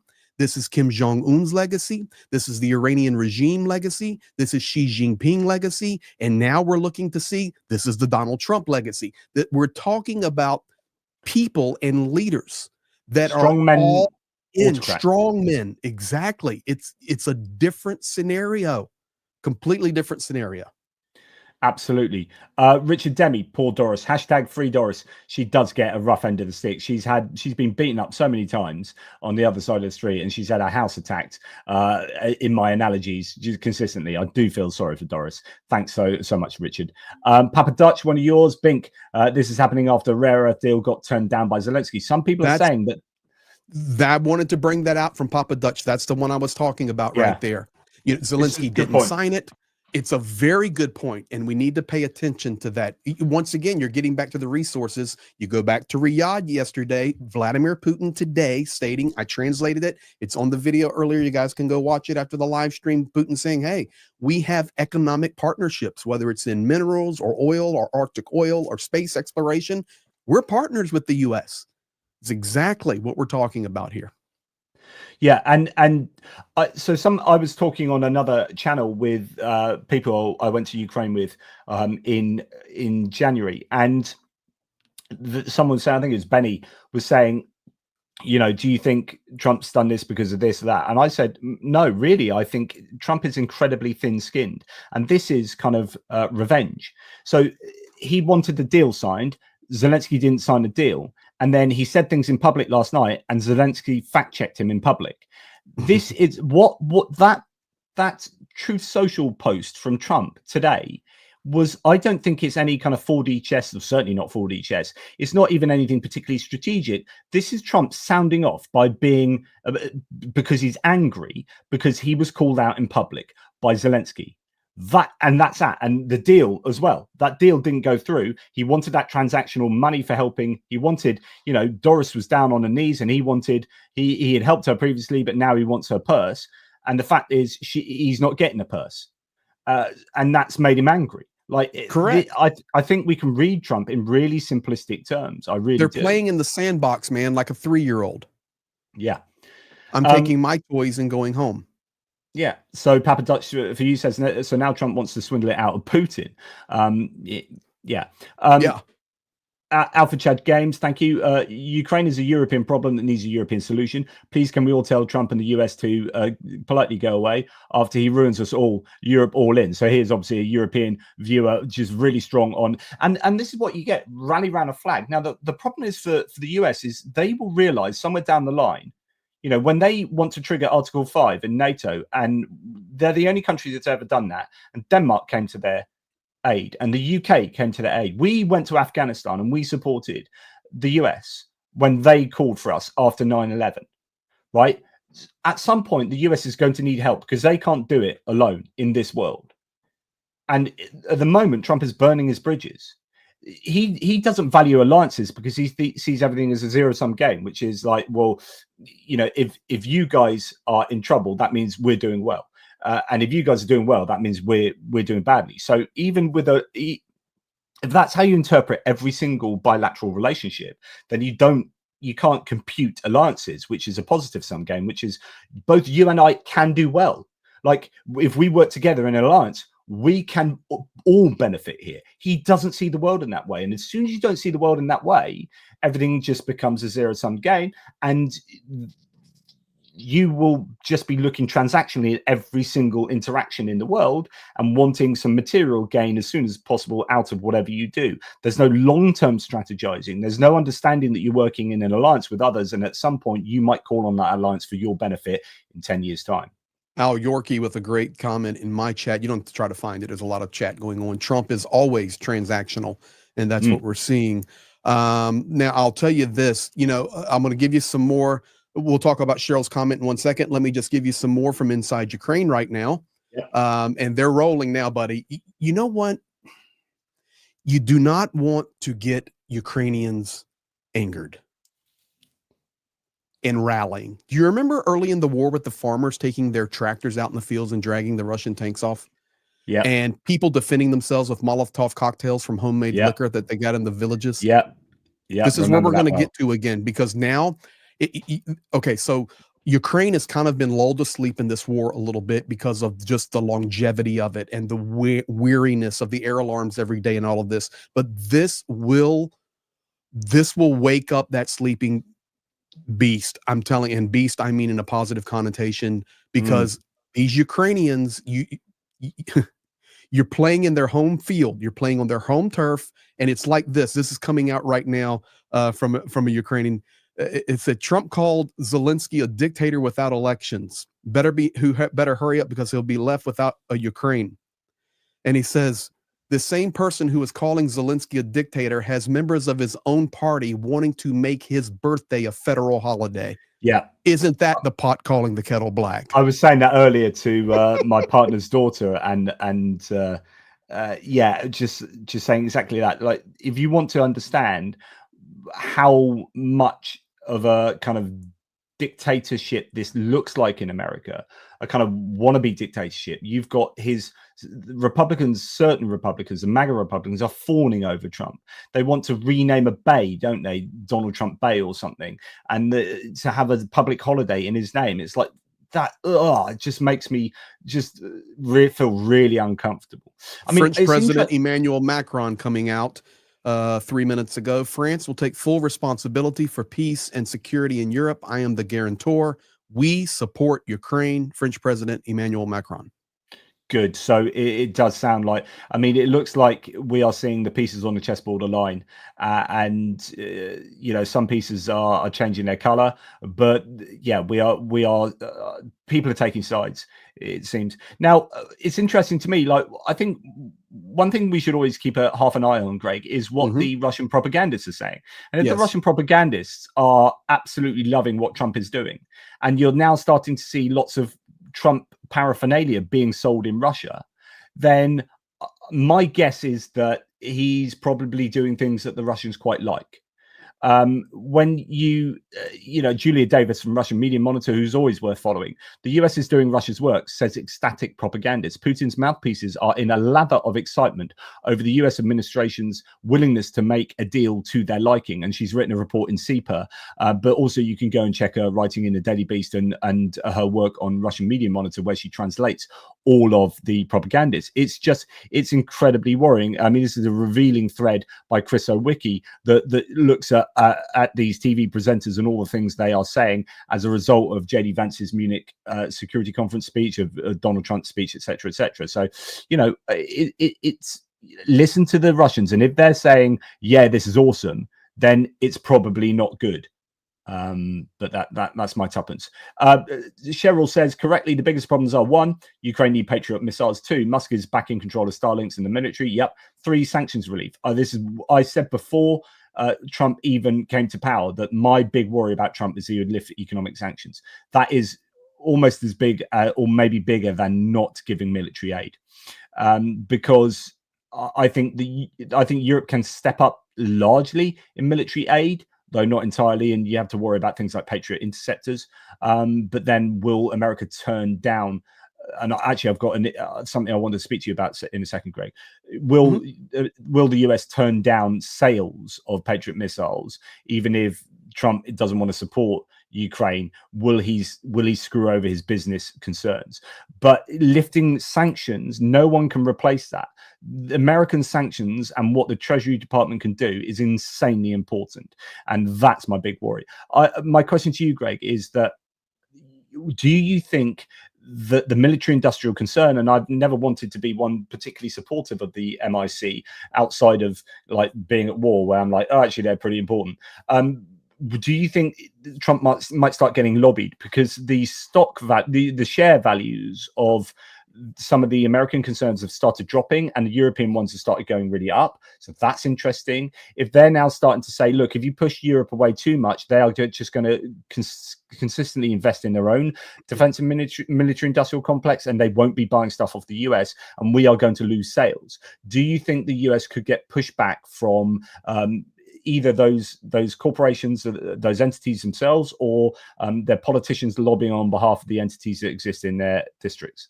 Yes, I do, but I don't think it would happen till after the first 100 days. So the first 100 days of the presidential term in the United States is basically what's called the honeymoon period. They get to do whatever they want. They get to lay out their policies. And we're seeing unprecedented presidential executive orders. We're seeing unprecedented activity globally. We're seeing unprecedented activity even internally inside the United States. So will we see kickback? Sure, there will be kickback. Will it be too little too late? We shall see. But nothing's going to happen here until the first 100 days is over. It's just not going to. And especially if we're speaking in regard to Ukraine And, you talk about weapon sales or manufacturing or things of that nature. I just don't see it happening right now because there is a honeymoon phase happening in that world, in that bubble where they are not even in reality. Zelensky said it himself best. You are living in the world of disinformation. So if you live in the world of disinformation where you actually believe that Zelensky has 4% of the support, he is a dictator, not allowing elections, et cetera, destroying his own country, at listening to the Russian propaganda points. If you're living in that much of a disinformation bubble, then you would have the same disinformation bubble going on internally inside your own country. Well, these people are wanting this. We're getting pushback from this company. This lobbying group is pushing back. No, that's not real. That's not real. So we have to wait for these first 100 days to happen. Now, I will tell you right now, for the first time in 5 days, Zelensky has made his evening address. He just made it. He just made it. And this one's only 2 minutes long. And he's basically saying it is very important for us that we do everything in our meetings and overall work with America to continue to be in a constructive way. Keith Kellogg today has met with Syrskyi, the general, and Yermak. Together with the U.S. and Europe, peace can be more secure, and that is our goal. This is the first in 5 days where he's looked into the iPhone and spoken. He's sitting in his office, and he is talking about what happened today. And I was going to speak to you about this, Greg, about what a difficult position General Kellogg is in, because he arrived in Kiev this morning, and it's like, right, I'm coming. I know it's difficult. I know Trump said some crazy things last night, and I know we've had Marco Rubio and blah blah blah. But let's try and be adult about this. And then Trump just throws in a hand grenade, and he's like, really? I'm here in Kiev. Like, yeah. Well, think about this for a second. Okay. Think about this for 1 second, JP, because you've been there, and I was so honored, man, that was able to take you and Pierre around. Keith Kellogg is scheduled to go to the front with Vladimir Zelensky. Now, whether that will happen or not, we will wait and see. But the schedule is for Kellogg to go with Zelensky to the front. Now, this man, 80 years old, I believe, experienced, is going to look at pure hell, because that Zelensky and the Ukrainians will get him into certain places if this happens, to see the hell of hell. This man then has to get back to the United States, listen to what Trump and Vance and Musk and Rubio are saying, and he has to look them in the eye and say, I'm not sure you got your facts straight. Meanwhile, Knobend Musk over here says Zelensky cannot claim to represent the will of the people of Ukraine unless he restores freedom of the press and stops cancelling elections. Shut up. You're sitting in your office. Well, no, actually, you're sitting in a government office in the US, burning it all up as a comfortable billionaire, richest man in the world. Zelensky is tirelessly and selflessly going around the world trying to drum up support for his country that's going through an existential crisis. You absolute plum dingbat. And I could say a lot worse words than that. But yeah, we've got a lot of thanks to really go through. So St. Peter for you. Sorry, Papa Dutch for you. Talking about St. Peter II. That's referring back to the Pete video I showed. Yep. To which Rick from Netherlands says, you were right then and you're right now, Pete. So 100%. Absolutely on point. I'll come to Goose Springsteen at the end because he's got quite a few questions and whatnot. So what do we have from Michael Vuchar for Pastor Greg? Good call on the Chinese peacekeepers not coming for Ukraine. I think that's a highly problematic situation. I think that's from, you were talking about that in one of your live streams the other night. Yes. Alistair Fitchy, thank you, matey, says, have you got a link to Pete the Medic's rant? It is, you can find that. It's on YouTube. Variously. It's on YouTube. It's also on Twitter. If you just put probably Pete the Medic into Twitter, like you will find it. It is a widely went viral actually to some degree. So we can put it on Facebook, WhatsApp, etc. It's very powerful as it is. Yeah. If you still have problems finding it, reach out. Or if someone else can find a link and put it in the live chat. Thank you for F Oink gifting 5 Greg Terry memberships, and Reb Tyree, thank you for your F membership. Oink. F Oink's Hungarian, by the way. Yeah. Good stuff. Wizard of Ooze, thanks, mate. Significant fluctuations in defense industry stocks down in the US, up in the EU. I just talked about this week. Suggests those aware of Trump's actions in advance have made a killing. Cynical, why else send billionaires to negotiate? Well, of course, the American stocks have gone right down, but there's all sorts of claims about insider trading and things happening previously in the Trump administration just over the last month, saying things and then reacting, seeing the markets react, and then so there are always conspiracies you can throw out about that. That's for sure. Rick, I will give you some credence. As you're doing that, we're partnering together. I'm trying to give you also the news coming in from Ukraine. Sternenko reporting now. Trump advisor Volts. White House doesn't like Ukraine's reaction to the U.S. proposed minerals deal. The U.S. deserves to get back its investments in Ukraine. For sure, this is playing a role in what we're seeing. That just makes me want to punch, I don't know, Stephen Witkoff in the face. Like, I found it disgusting that they'd asked for $500 billion for payback of something they'd already given. That's like me giving my kids a Christmas present, and then in February I'm going to say, right, I want all my money back for the Christmas present I've given you. It's just like, it's just completely, it's wrong. But they gave that aid because it's in the strategic interest of the US to do so. It wasn't charity. But the fact that Trump sees that as charity means that he doesn't understand geopolitics and he doesn't understand foreign diplomacy, and that's a huge problem there. But then to demand $500 billion and then to do it, which is a greater percentage of GDP than the Versailles Treaty was enacting on Germany after World War I, is just insanity. Like, the degree to which they are demanding repayments, post hoc repayments, is just insane. Anyway, Rick, thank you. We have bled for the US when they called Article 5. Absolutely. And that's in reference to what I was saying earlier. Reb Tyree has gifted actually 10 there's 2 sets of 5 Greg Terry memberships. So thanks on behalf of Greg, Reb. Thank you, Reb Tyree. F Oink, USA is consistently low on rankings about a plethora of subjects. Freedom of press is one of those subjects. This is really interesting. So JD Vance came to the security conference in Munich and slagged off Europe and as not having freedom of speech and freedoms, blah, blah, blah, when actually the US sits at, I think, 62nd, or is it 55th, something like that, 52nd, somewhere quite far down the Freedom of Press Index, released by Reporters Sans Frontières, probably Sans Frontières. That's Journalists Without Borders. They feature very badly the United States, and yet he was lecturing Europe, where the entirety of Europe sits above the US in freedom press, pretty much, apart from, I think, Hungary. Quelle surprise. So yeah, really good point there from F Oink. Although Hungary unfortunately does feature not too well in the freedom of press. Ida, thank you very much for your Norwegian love there. Really appreciate that. Super kind. And Simon H, likewise. I haven't got much to give, but wanted to show my support for everything you guys do. Thank you, Simon. Super kind. Thank you, Simon. So stupidity in essence here, with some Danish love. We have no choice but than to dig deep into our pockets and transform Europe into a war machine. It seems such a shame that this is a point of reality, that we're talking about turning Europe into a war machine.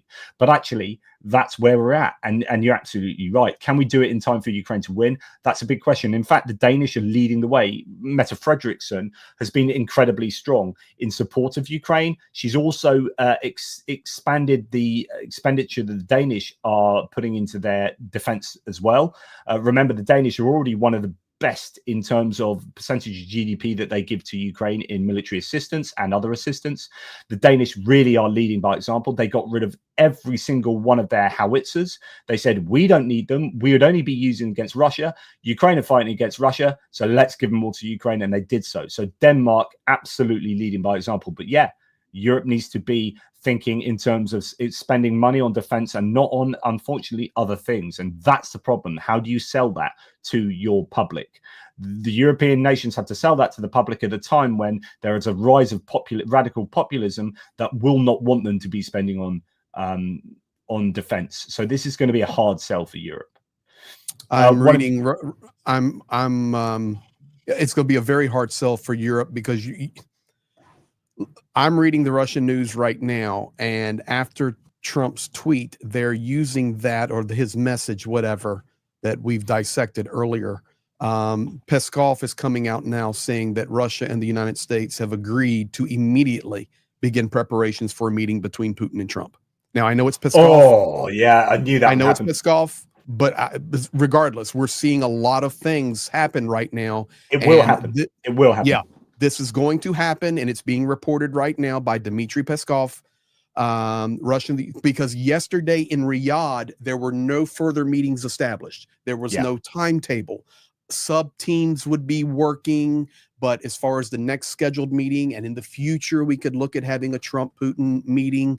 But now, and I know this is from Peskov, so take it with a grain of salt, but the reality is there may be some credence here with what we're hearing. Russia and the U.S. agreed to immediately begin preparations for a meeting between Putin and Trump. It would absolutely be unsurprising. This is Trump taking control, trying to take control back from Ukraine and Europe. And this is him saying, I want bilateral conversations, and he will sell Ukraine to the Russians for a pretty dismal bid, I would have thought. This is, that's not good news in my personal opinion. I'm going to be honest with you, and now I'm giving my own opinion. Oh, Petra Olson with Love Ukraine from me and my husband. By the way, Petra, hope you're doing well. She was in my live stream last night. This is just a typical European wonderful person, gave up smoking habit, gives that money that would have went to cigarettes to support Ukraine on multiple channels, just loves Ukraine. But right now she's in the hospital. I think it was a hip replacement from cancer. And we wish you well, Petra, and hope you're doing okay. Absolutely. And thank you for your support. Ditto. Yes, so thank you, Petra. And Wee Bit Furry, one of yours says Trump's getting teabagged by Putin and he seems to be cool with it. That is 100%. So but yeah. 100%. And I didn't even know what teabag meant until I was playing Fortnite with my son one night. And then I was playing the video game. And then my son on the headset goes, Dad, you're getting teabagged. And then I figured out what teabag means. So now I understand that. I've been educated. I will tell you, there was something I was looking at right here. I was going to tell you. What was it? In the meantime, Bobo Uzala, one of yours says, can anyone provide an example of Trump showing kindness towards Ukraine? This is such an important point, right? If you look at literally, if you transcribe everything that Trump has ever said about Ukraine, you will find the only thing that's kind to Ukraine. He said something like, like, I love the Ukrainians today, but Zelensky's blah, blah, blah. If you could interpret that as saying something nice to Ukraine, but that's really kind of a throwaway comment. The only nice things he says is we want everyone to stop dying on both sides. And these beautiful buildings, golden top buildings and the roofs and like, you know, he talks more kindly about the buildings that have been destroyed than really anything to do with Ukraine. Now, you take that step further, Bobo. My question would be, have you ever heard him say something nice about a democratically elected leader and then compare that to everything he said about dictators around the world? So all the nice things he said about Kim Jong-un, Vladimir Putin, Xi Jinping, Jair Bolsonaro, although he's democratically elected, was an autocrat wannabe. The same can be said for Viktor Orban. He loves Viktor Orban. All of these are autocrats. They are either dictators or dictator wannabes, right? Strong men. I think the only nice thing he said was Giorgia Meloni, because she is basically a super right-wing leader, but actually she's been really strongly in support of Ukraine. So, but generally he says nothing nice about democratically elected leaders because he doesn't like democracies. He wants to be a dictator. End of. Ken Patterson, thank you very much on behalf of Greg. Can Trump terminate existing already funded military contracts for arms munitions to Ukraine? Really interesting question. I've been wondering about that. I don't know, but I do not know the answer to that, but I know who I can ask. I bet he'll try to. He may try to, but I don't think he can legally. No, but the thing is, Greg, that he's already breaking legally. He's breaking the law already. So tonight there was another thing where he's I've got it down. Basically, he has ignored again another judge's proclamations or judgment on USAID funding, and he's again ignoring that. In other words, he will break the law. He's literally breaking the law now to do what he wants with the US government. So I think Greg's right. He legally shouldn't, but almost certainly is my guess there, and that's the shame of it. I knew what I was going to say. You got onto that conversation. Yeah. They're talking about the influence of Trump with the dictators, the friendliness, the friendship, the respect, whatever you want to call it, whatever. Okay. This is why, guys, I'm just going to tell you right now, it would not be surprised. I would not be surprised at all if the pressure comes upon Ukraine. And I'm so thankful right now that European leaders are standing strong right now. And I'm not talking, they're not waiting a week. They're not waiting 2 days. Trump made these statements and they are coming into line. Boom, boom, boom, boom, boom. Those are not truth. Those are lies. We stand with Ukraine. Okay, so we're going to see how this is going to unfold. We can just analyze the facts as we have them now. But if things continue on the trajectory they are, I would not be shocked at all if Trump didn't press for the 30% of unoccupied territory to go to Russia. Yeah, absolutely. Absolutely would expect that. Yes. Completely. Because he's gonna he wants the minerals one way or the other, whether it's through Ukraine or through Russia. I'm telling you, man, it's craziness what we're witnessing today. John Thune, who is the Senate Majority Leader for the Republicans, has been asked, "Are you at all concerned what the president's rhetoric blaming Ukraine for starting the war?" He's answered that, but it's an audio and I can't hear it. But I'd be interested if there's a transcript of that. Yeah, so it is all going off. I think he says the president speaks for himself, which is kind of a get out of jail. Yeah, it's like not answering the question. We have a point here from KP, or question, Jonathan, is Canada, I presume this is asking, is Canada going to protect Ukraine here? I presume that's how to interpret the question. I would just throw this up. Canada wants to participate in the talks on Ukraine security guarantees, say an official. Canada is interested in partaking in conversations about security guarantees for Ukraine, according to the Canadian Foreign Minister, Melanie Joly. And it's also worth noting that Trudeau has been doing very badly in the polls because he's had people have got bored of him, basically. Pierre Poilievre has been doing a lot better. But interestingly, since Mark Carney has come along, who's a former chief of the Bank of England, governor of the Bank of England, I should say, he's come along, and the Liberal Party has been going only up in the polls. And so, interestingly, Pierre Poilievre, I don't think would be a supporter of Ukraine, but it's gone a bit anti-Trump because of Trump's threats of tariffs on Canada. So it's a really interesting time in Canada at the moment. But if you look at what's been going on there, I mean, it's quite incredible. Despite that's where Mark Carney took over as potential leader.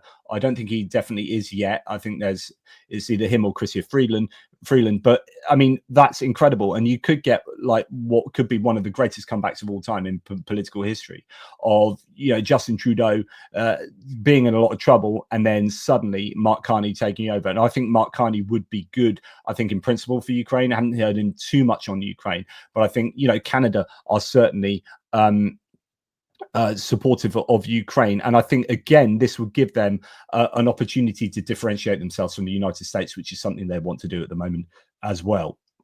Let me ask you some questions here, Johnny. Yeah. Oh, no, go ahead and get that super chat there. Yeah, Ray. just two more super. There's just so many coming in. Ray Blaze, thank you. This is from Canada.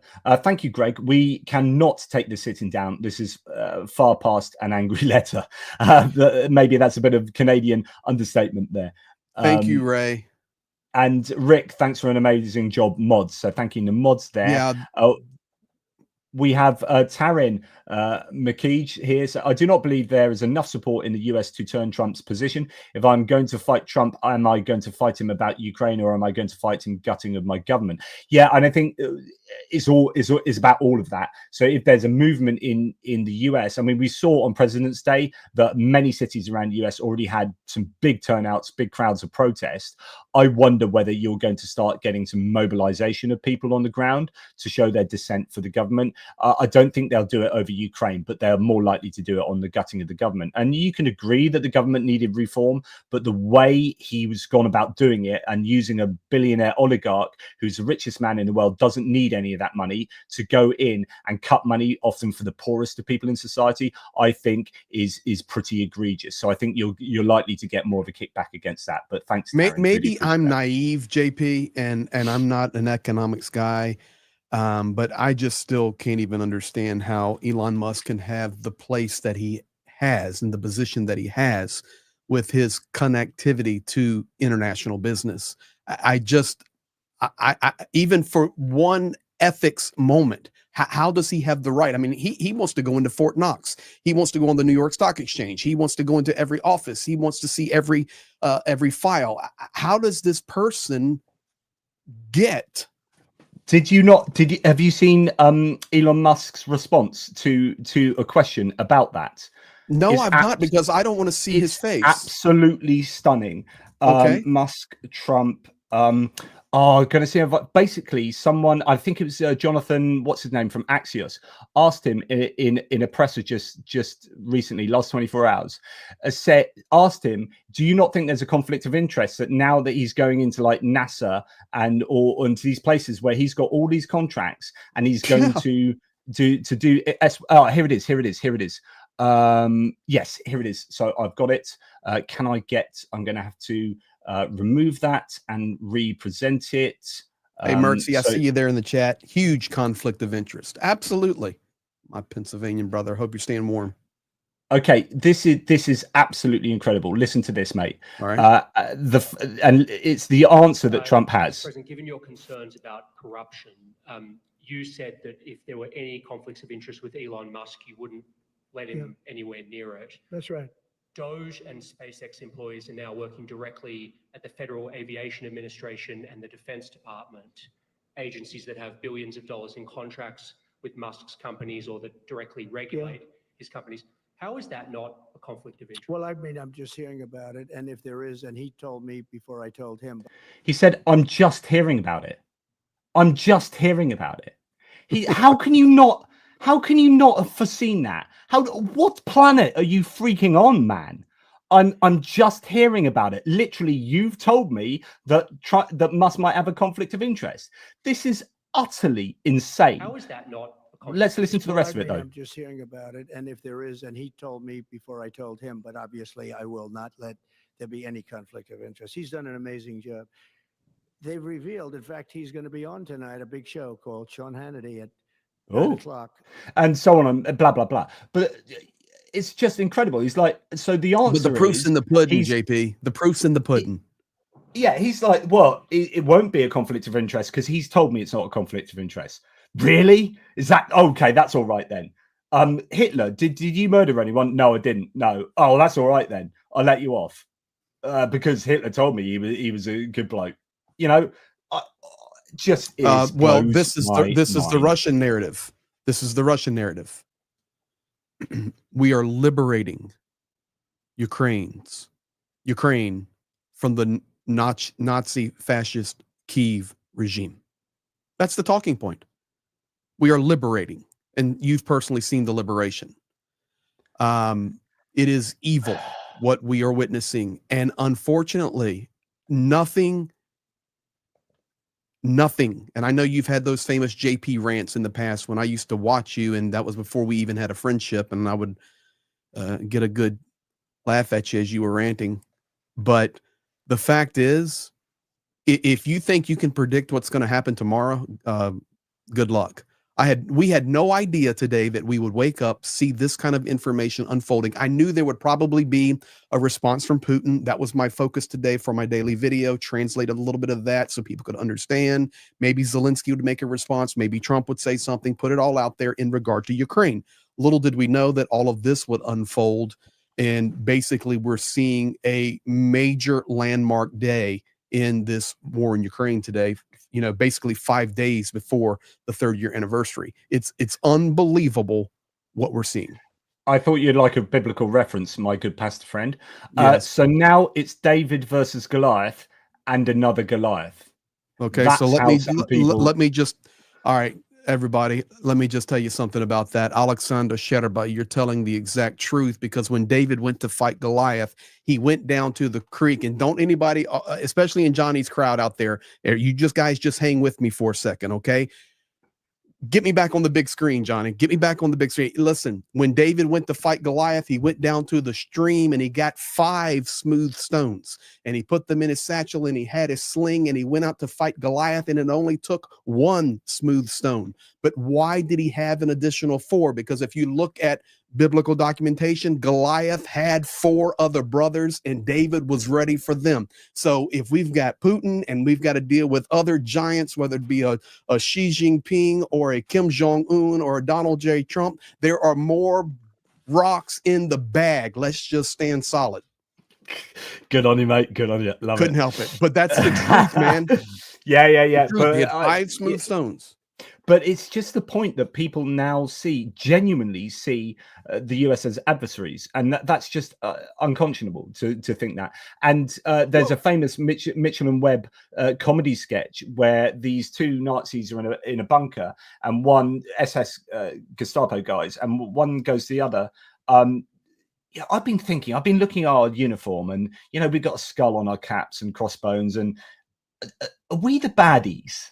And so loads of people are now referring to that sketch again because people are asking, and Tim Miller was on the Bulwark podcast yesterday saying, are we the baddies? Like, I think we're the baddies now. And it's like, wow, that's just quite a realization for some Americans. That must be really difficult. Dunk on you, one of yours. I have half an hour.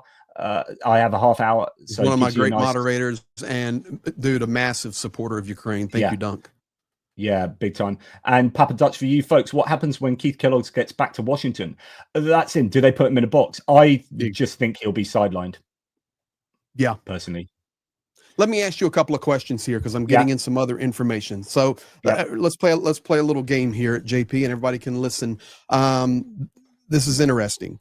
Will Ukraine become a member of NATO, in your opinion? Yes or no? Will they? Eventually, yes, they will. Okay. Has the time frame on that, I don't know. Okay. Has the transatlantic alliance relationships between America and Europe been shaken? At least. Okay. Sanctions have failed to destroy the Russian economy and the Russian army? No. I think sanctions have actually done a pretty good job, and they just need to be kept going and increased as well, which they can be. And in fact, the US were going to increase their sanctions and hit the energy sector by all accounts. I think the EU is just about to do that with the 16th package. But yeah. Russia has increased over the last 24 hours their geopolitical weight on the global stage. Yes. Because the US has allowed them to do that. These are some of the statements coming in from former Vice President of Afghanistan, Amrullah Saleh, right now, who is saying these are the things you need to be looking for. It's very interesting. Yeah. In his regard, stating that right now, over the last 24 hours, a transition has happened due to the rhetoric, the meeting in Riyadh, and I'm reading it right now, the meeting in Riyadh and the statements of Donald Trump today, and now Peskov coming out and saying there will be an imminent meeting between Trump and Putin. We're seeing the rhetoric about Zelensky, and Amrullah Saleh, the former vice president of Afghanistan, is stating you now need to start watching for these things to click off. Do you know why that's pertinent? Because Trump did a deal about Afghanistan over his head, over the government's head, and did a deal with the Taliban. Invited the Taliban to Camp David, if you remember. Invited the Taliban to Camp David, right? Did a deal, bilateral deal with the Taliban over the future of Afghanistan, and that became the Doha Agreement, and then that essentially screwed Afghanistan over. And that is what people are saying. You know, that was a bad deal by Trump. Trump did a bad deal and screwed Afghanistan, and Afghanistan got done. So he's now doing a bilateral deal with Putin over the head of Zelensky about the future of Zelensky and, well, about the future of Ukraine. That is about Ukraine without Ukraine. That is Afghanistan 2.0. We've got a load of thanks to get through. Taryn McKeej, assuming America drops to a stance on Ukraine similar to India's, what do you think the best possible outcome is for Ukraine? Can they still avoid becoming South Belarus? I don't know. I just don't know. It all depends on how strong Europe's support is and how far the US go against Ukraine. If they go full on, turn Starlink off and whatnot, then it gets really messy because. But you're also going to get a bit of a civil war going on in the US. I don't mean that in terms of actual battle, but a political civil war, because there's an awful lot of support for Ukraine still within the Republican Party. And if Trump goes full pro-Putin, anti-Ukraine, you might, like I said earlier, you might start getting people crossing the aisle. You might start getting people who are bold enough to say, look, I know that that Musk is going to pay for a primary against me as a Republican senator or congressman, or woman, but I cannot stand for this. I'm surely there's got to be some integrity among some of these people. Lindsay Rogers, some days I wish I could be an ostrich. Absolutely, that's one of yours. KP for you as well. Molotov von Ribbentrop agreement. Yep. They want to split Ukraine like they split Poland in 1939. Sudetenland, Czechoslovakia, etc., etc. Yeah, 100% there. We're witnessing it right now, and that's why I'm really interested about this statement coming out last night in regard to the 30%. It's really, really interesting, the timing of it and the things that are unfolding in the last 24 hours. Yeah, absolutely. Pirate, thanks for your hard work, Mr. Pierce. Thank you for your support. That really is very meaningful. A great community in here. Thank you. And that's one of yours. That's one of yours. That's bloody Zhenya. One of yours, buddy. That's one of ours. That's Zhenya. When he puts Eugene, like, oh, who's this Eugene fella? I've not heard of him. That's it. So yeah, I've got, yeah, all right. Nice one, Zhenya. He is correct though. You have a wonderful community. Stupidity in essence. When are the US going to revolt the stupid Mr. Trump? Well, yeah, that's what we've kind of been talking about. Papa Dutch, I just had a terrible thought. Lada and Zil dealerships in the USA. Great. Absolutely great. It's typical Papa Dutch. Lee Renz, thank you for your support, matey. Might be time for the Ukrainian, EU, UK to move away from the US now. Yeah, I think we're going to get that militarily, economically, energy, and nuclear. And this is a thing because actually none of this is good for the US. Like a trade war, he's going to, if he keeps on his trade war, but the reason, and I know you're trying to get in here, but the reason, go ahead. I just want to go. The reason he's lifting sanctions on Belarus for potash is because he knows he's going to put tariffs on Canada for potash. Now, if he puts tariffs on Canada across the board for stuff, and that makes potash more expensive, he's going to want potash to make fertilizers for his farmers. This is Trump. So Trump is lifting sanctions on Belarus for that reason, which means he is going to put sanctions on Canada. If he does put sanctions on Canada, does put sanctions on Mexico, does put sanctions on the EU are already doing retaliatory sanctions, then that's a trade war that will hit inflation in the US absolutely 100%. And if the EU starts not sanctioning, but boycotting the US, which they might do, like we are seeing in Canada. Canadians are not going on holiday to the US now. They are massively boycotting. They're booing the Americans in ice hockey matches, etc., etc. You are getting a kickback against America or against the United States from Canada. You will get that in Europe. You will get that in the UK if we all stick together. This will then hurt the American economy. And if you tank the economy, you get voted out. So the midterm elections and the next election, Trump is in danger of absolutely screwing the American economy. None of this is not inflationary.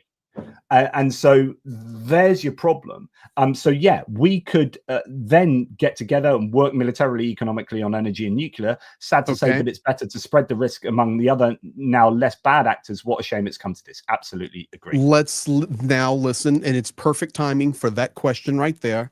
Might be time for Ukraine, EU, UK to move away from US now, military, etc. Gitanas Nausėda, the president of Lithuania, a massive supporter of Ukraine, of course, being one of the Baltics. Coming out today after the Trump messages and all the debacle that has unfolded and stating, we must act now to support Ukraine and boost Europe's security. No more talk shops. It's time for action. Real security guarantees for Ukraine. NATO membership must stay on the table. Russia must be held accountable for war crimes and sanctions must stay until aggression stops. Urgent funding for weapons and 10 billion euro for Ukraine's defense industry. Seizure of Russians' frozen assets and imposing tariffs on Russia and Belarusian imports. Fast track Ukrainian EU accession, target date by 2030. Ukraine security is part of European security. Let's act together now. And I'm just reading, Keir Starmer has phoned Zelensky as well and spoken to him. UK Prime Minister Keir Starmer has spoken to Zelensky this evening to express his support as, quote, Ukraine's democratically elected leader, according to Downing Street. So that is Downing Street in the UK pointedly saying that he's not a dictator, he's a democratically elected leader. So that is the UK essentially positioning themselves apart from the US, which is interesting. Well, but JP, it's happening, and I'll let you keep going there, but it's not just UK, it's France, it's Czech, it's Lithuania, it's Germany. Olaf Scholz already coming out. You're talking about the big boys here, Great Britain, France, Germany, and they're coming out and saying, no, what are you talking about? Democratically elected president. This is the exact opposite narrative of Donald Trump. This is a fracture, sir. This is a fracture. And what you don't want is to do things half-assed, because you know, like a man to double business bound. You know, if you're like, oh, you know, like Burden's ass, you're caught between two things. You don't know which one to go. No, you got to get right. Decide to go for it, and then go for it good and hard. Like you're in it to win it. So I think the European leaders have to just pick a side now and just go hard at it and say, right, let's drop the US. Let's just go hard, get together. And we'll be all right together. Interesting. I don't know if you've seen this. The Institute of Computer Engineering is on fire in Moscow. It develops high-performance computing systems used to ensure national security, geoinformation, and navigation systems. I think it's a 1,500 square meter fire there, so that's always good news. So Zelensky is 10 times a diplomat and leader than DJT, says Suzanne Melendi. Absolutely agree there. One of yours, AJ Simo? No, one of mine. Sorry, AJ. You put a lot of time and effort into the many daily videos. A little thank you. Keep on keeping on. Thank you, AJ. And you're such a great supporter of the channel, so I really do appreciate that. Yes. We've got a Republican Congressman, Mike Lawler, coming in. Putin is a vile dictator and a thug, not our friend or ally. As for the elections, of course, Ukraine should have elections, free and fair, but this demand from Putin and Russia is comical and self-serving. Mike Lawler is married to someone from Eastern Europe. Mike Lawler is an interesting one. He's a guy with a beard, isn't he? Right, I've got him up here. He's personal life. Doina. Where's Doina from? His wife is something like, she's either Belarusian or I don't know, something. But anyway, so he's interesting, Mike Lawler. He has like he's got a skin in the game to some degree. Here we go. Mike Pence, former Vice President of the United States under the first Trump administration, stating Ukraine did not start this war. Russia launched an unprovoked and brutal invasion that has cost hundreds of thousands of lives. The path to peace must be built on truth. Mike Pence. Kudos, and Mr. Pence. Mike Pence has been good recently on Trump. He's been very good. Oh, absolutely. Yeah, Mike Lawler's wife, I don't know where she's from, but she became a US citizen fairly recently. So anyway, just not good. Second Armored Cavalry says, I am also ashamed and furious. Yeah, absolutely. So it's one of yours. Thank you. Appa Talks, one of yours, gifting one Greg Terry membership. So that's very kind. Thank you, my friend. Paul Gilbert, Slava Ukraini, we will overcome the darkness. Absolutely. And Mark, you've met Mark Gregg out in for the Little Whiskey Shop out in Ukraine. He was my friend. Super sticker. So thanks, Mark. Hopefully he's still listening, because this was probably some time ago he did that. Thank you, Mark. That's really, really generous, by the way. Alistair Fitchy as well. Cockwomble noun. A person, usually male, prone to making outrageously stupid statements and or inappropriate behavior while generally having a high opinion of their own wisdom and importance. That is a great Urban Dictionary definition of a cockwomble, which is a great word to use. And Alistair always likes it when I say cockwomble. So there you have it. And dog bollocks. I've got it. Absolutely, you've got them. So, Papa Dutch, thank you. The press in the US since colonial times has never been free, but it used to be honest. Yeah, it's a good distinction there. Yes. And we've got quite a few from Goose Springsteen. Sorry, I haven't had time to get to them. What are the odds of another Trump impeachment? Third time's a charm. Julian Roster. Thing about an impeachment is you can impeach them, but you can never get it through without 2/3 majority, and you won't get 2/3. So I think there has been they put a motion through for impeachment. One of the Democrats has already, but it will get rejected just as a matter of course. Zero chance. I guess it's kind of a historically interesting to impeach him, because then he'll be, third time impeached, wouldn't it? But anyway, yeah, carry on. Let me give you some updates right now. It's 3:57 Eastern Standard Time, almost 11 p.m. in Ukraine, 23, coming up on 23 in Ukraine. And tonight, right now, the Tupolev 95s, the Tupolev 22s, and the MiG-31s are already in movement, which typically indicates the potential of a mass missile attack. Plus 3 caliber class cruising ships have been dispatched to the Black Sea, and Shaheeds are already flying. So there is a threat of a large-scale attack tonight. Yeah, and that's completely unsurprising. I'd imagine the Russians are going to want to really put the hammer down, throw everything they can at the Ukrainians right now. Rob Gannon, thank you so much, Rob. Thanks for the tireless dedication and support of Ukraine. I really appreciate that, Rob. It means a lot. Thank you. It is tireless, and I'm sure my partner's probably getting quite frustrated. She doesn't see me anymore, or maybe she's quite happy. I don't know. Ray Blaze, one of yours, says I met Carney recently, 10 times better than Timu Trump. Timu Trump. So yeah, Mark Carney. Yeah, he is a decent fella. Mark Biscu again. I would not trust an election result coming out of Ukraine anyway. Not with Elon Stalin present. That's an interesting point. And actually, so what Andrew Perpetua was saying recently is the security guarantees. The important ones are not security in terms of troops and Article 5 type thing. The security guarantee that Ukraine desperately need is not to have an election that is distorted by Russia. What Russia wants to do is destroy the democracy in Ukraine. So the security guarantee is about the elections more than it is about troops on the ground type thing. And I thought that was a really interesting thing for Andrew to point out. Okay, ladies and gentlemen, let's just make it very plain and clear right now. There is a question coming about Poroshenko in the chat, and I'll answer it once you get to that one, because I think I saw it go by as a super chat. But the bottom line is right now, Vladimir Putin and evidently Donald Trump is trying to put into power in Kyiv a pro-Russian regime. That's it. It's very simple to see, guys. Very simple. And if you don't think it can happen, just look what we're watching happen over the last 24 hours. That is the ultimate goal, is to have a complete transition, a complete go back in history for Ukraine. That is the ultimate goal of this war right now, is a regime. They call it a regime, but we'll use it as a phrase, a governmental change. Yeah, it is a real concern, and there's going to have to be an awful lot of work done before Ukrainian elections were to take place in order to stop them being, manipulated and to go awry. Yeah, and this is actually Goose Springsteen for you. Sorry to spam, guys. Does Greg have any insight onto what's happening with Poroshenko being investigated for corruption? Is it a potentially divisive issue, or is it buried by recent events? My thoughts is that this was an investigation that was taking place before the war anyway.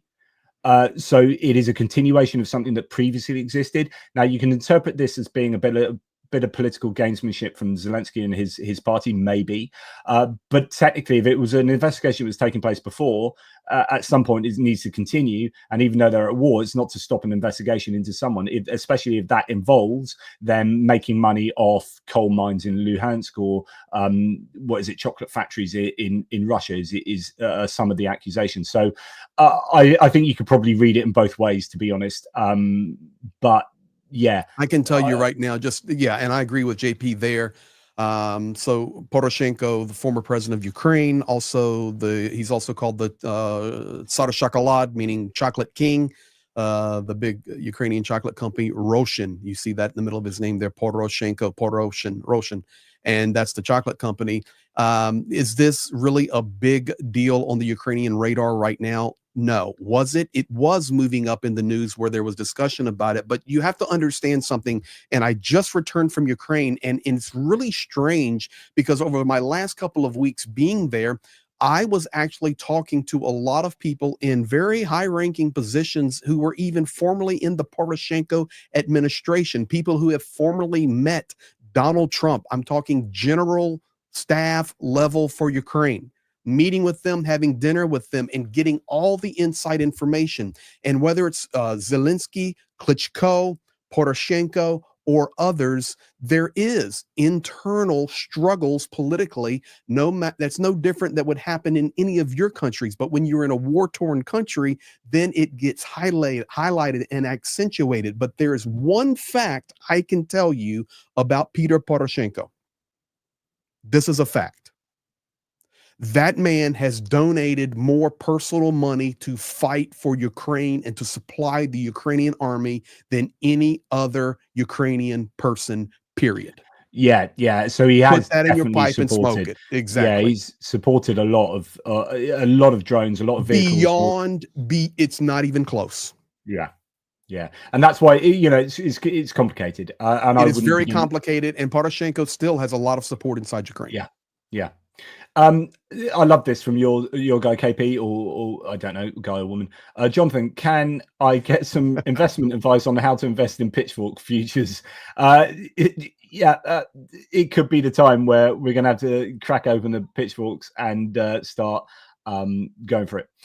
New, this is one of yours, really kind for your channel, Freedom and Democracy for Ukraine, euros for our brave troops. That's super generous. And that's really good. Thank you, New. F Oink again. I'm surprised and appalled that a powerful position like POTUS, President of the United States, as Commander-in-Chief, doesn't require psychological evaluation where every soldier is evaluated. That's a really good point. And by the way, he still hasn't put in his tax returns, and he still hasn't given a medical. He's never given a proper medical. He's had a letter from his mate doctor type thing, but it wasn't a proper medical. So he, the rules and norms expected of other people are simply not expected for Trump. So yeah, good point. Ignis, thank you. It's David and his neighbors. Hopefully, that's a good point. What a nice one. I like that. I like it a lot. It's not just David. We're all punning it. Robert Lockhart, Europe needs to play hardball, but can it back it up? And that's a problem. It's about money. Well, not just about money. You've got unanimous decisions often need to be made. So it might have to be a coalition of the willing, because you've got Slovakia and you've got Hungary. But it's largely going to be about money. Blonde Bombsheller, one of yours. Love and prayers to all of Ukraine's defenders and supporters. Best moderator on the planet right there. There you go. Camilla Matson, one of yours, some Swedish love there. I saw mass protests in the US against Trump and Musk in the US. Can you give any response? I personally can give response to that. I live in Western Pennsylvania when I'm not in Ukraine, but I can tell you that I was taking a drive going to the eye doctor. I had an appointment, and as I went through a few small towns, and I saw, even in the small towns, protests around courthouses. That's interesting. Even in small towns. I can't speak about large cities. You probably saw that on the news or media, but I can tell you, even here in Western Pennsylvania, I was driving on the way, and I'm rural. I'm heading down toward Pittsburgh, and I'm going. I said, "What is going on here?" And it was just people protesting. Then I started reading the signs, and it was all anti-Trump, and really, it was overwhelmingly anti-Musk. Yeah, interesting. A couple of interesting ones I'm seeing on Twitter as well. Zelensky has spoken to Senator Lindsey Graham, so that's interesting. South Carolinian senator, who is flip-flops to a degree. Depends on how much pressure is being put on him due to compromat, I would say. But he is intuitively a strong supporter of Ukraine. Sometimes it's not so public because he gets put in his place by that compromat and by the Republicans who can put him in his place. But it's interesting that he's spoken to Zelensky. So that's fascinating. And then a European diplomat tells Politico, quote, the transatlantic alliance has broken down, and now there is an alliance between the Russian and American presidents to destroy Europe. Wow.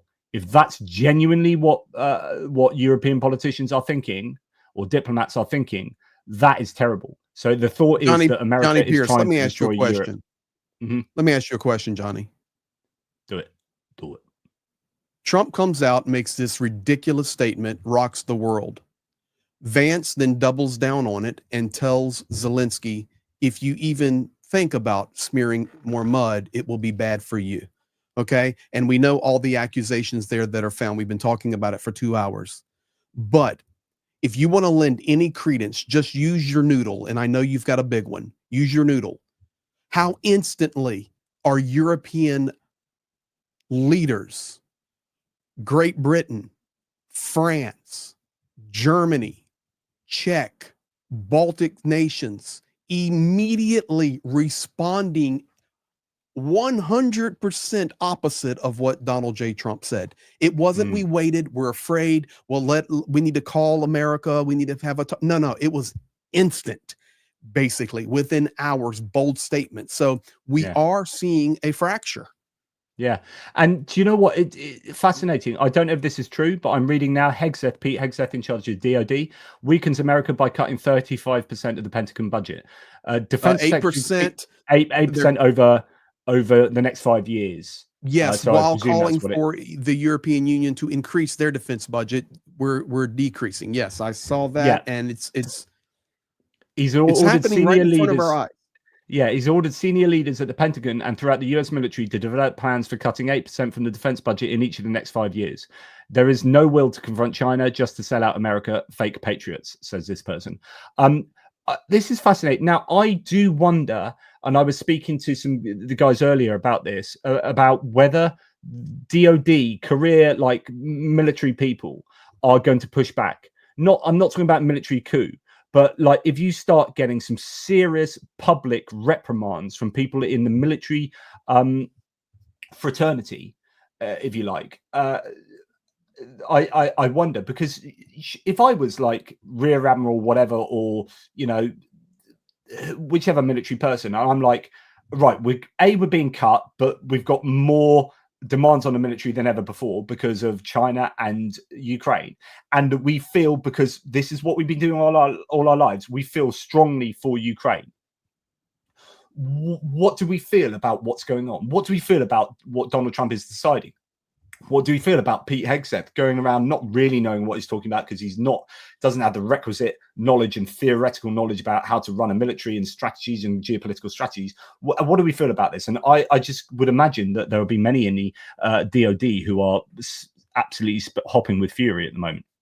Well, it's arrogance, to be quite honest with you, when it comes down to the core value there. When you look at the world that is destabilized the way it is right now, and with questions that are unknown, whether it be in regard to Ukraine, possibly a further expansion from Russia into Europe, we see the Middle East, if doing anything right now, boiling with the temporarily holding ceasefire. We see Egypt changing. We see Iran pushing towards their nuclear goals nonstop. We see China, Taiwan, the destabilization in Africa. But at the same time, it just tells you there's conversations going on behind the scenes. These strongmen, this is the phrase we used earlier. These strongmen they're in their own bubble, they're in their own world of information, and they feel that they can just speak and actions happen.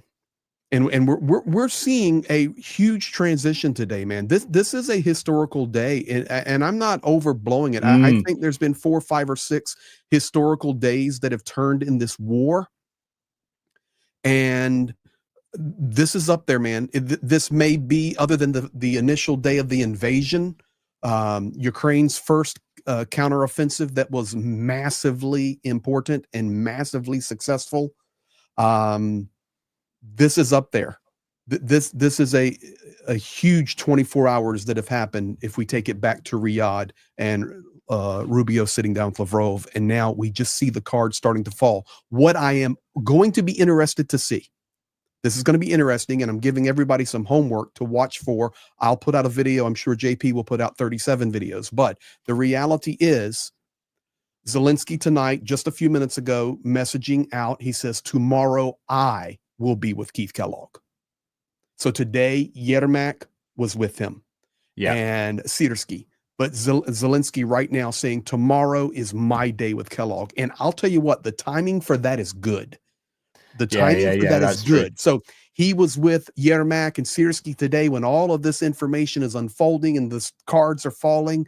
And now tomorrow, Zelensky will be with Keith Kellogg. To be a fly on the wall in that. Rep. Yeah. Perfect.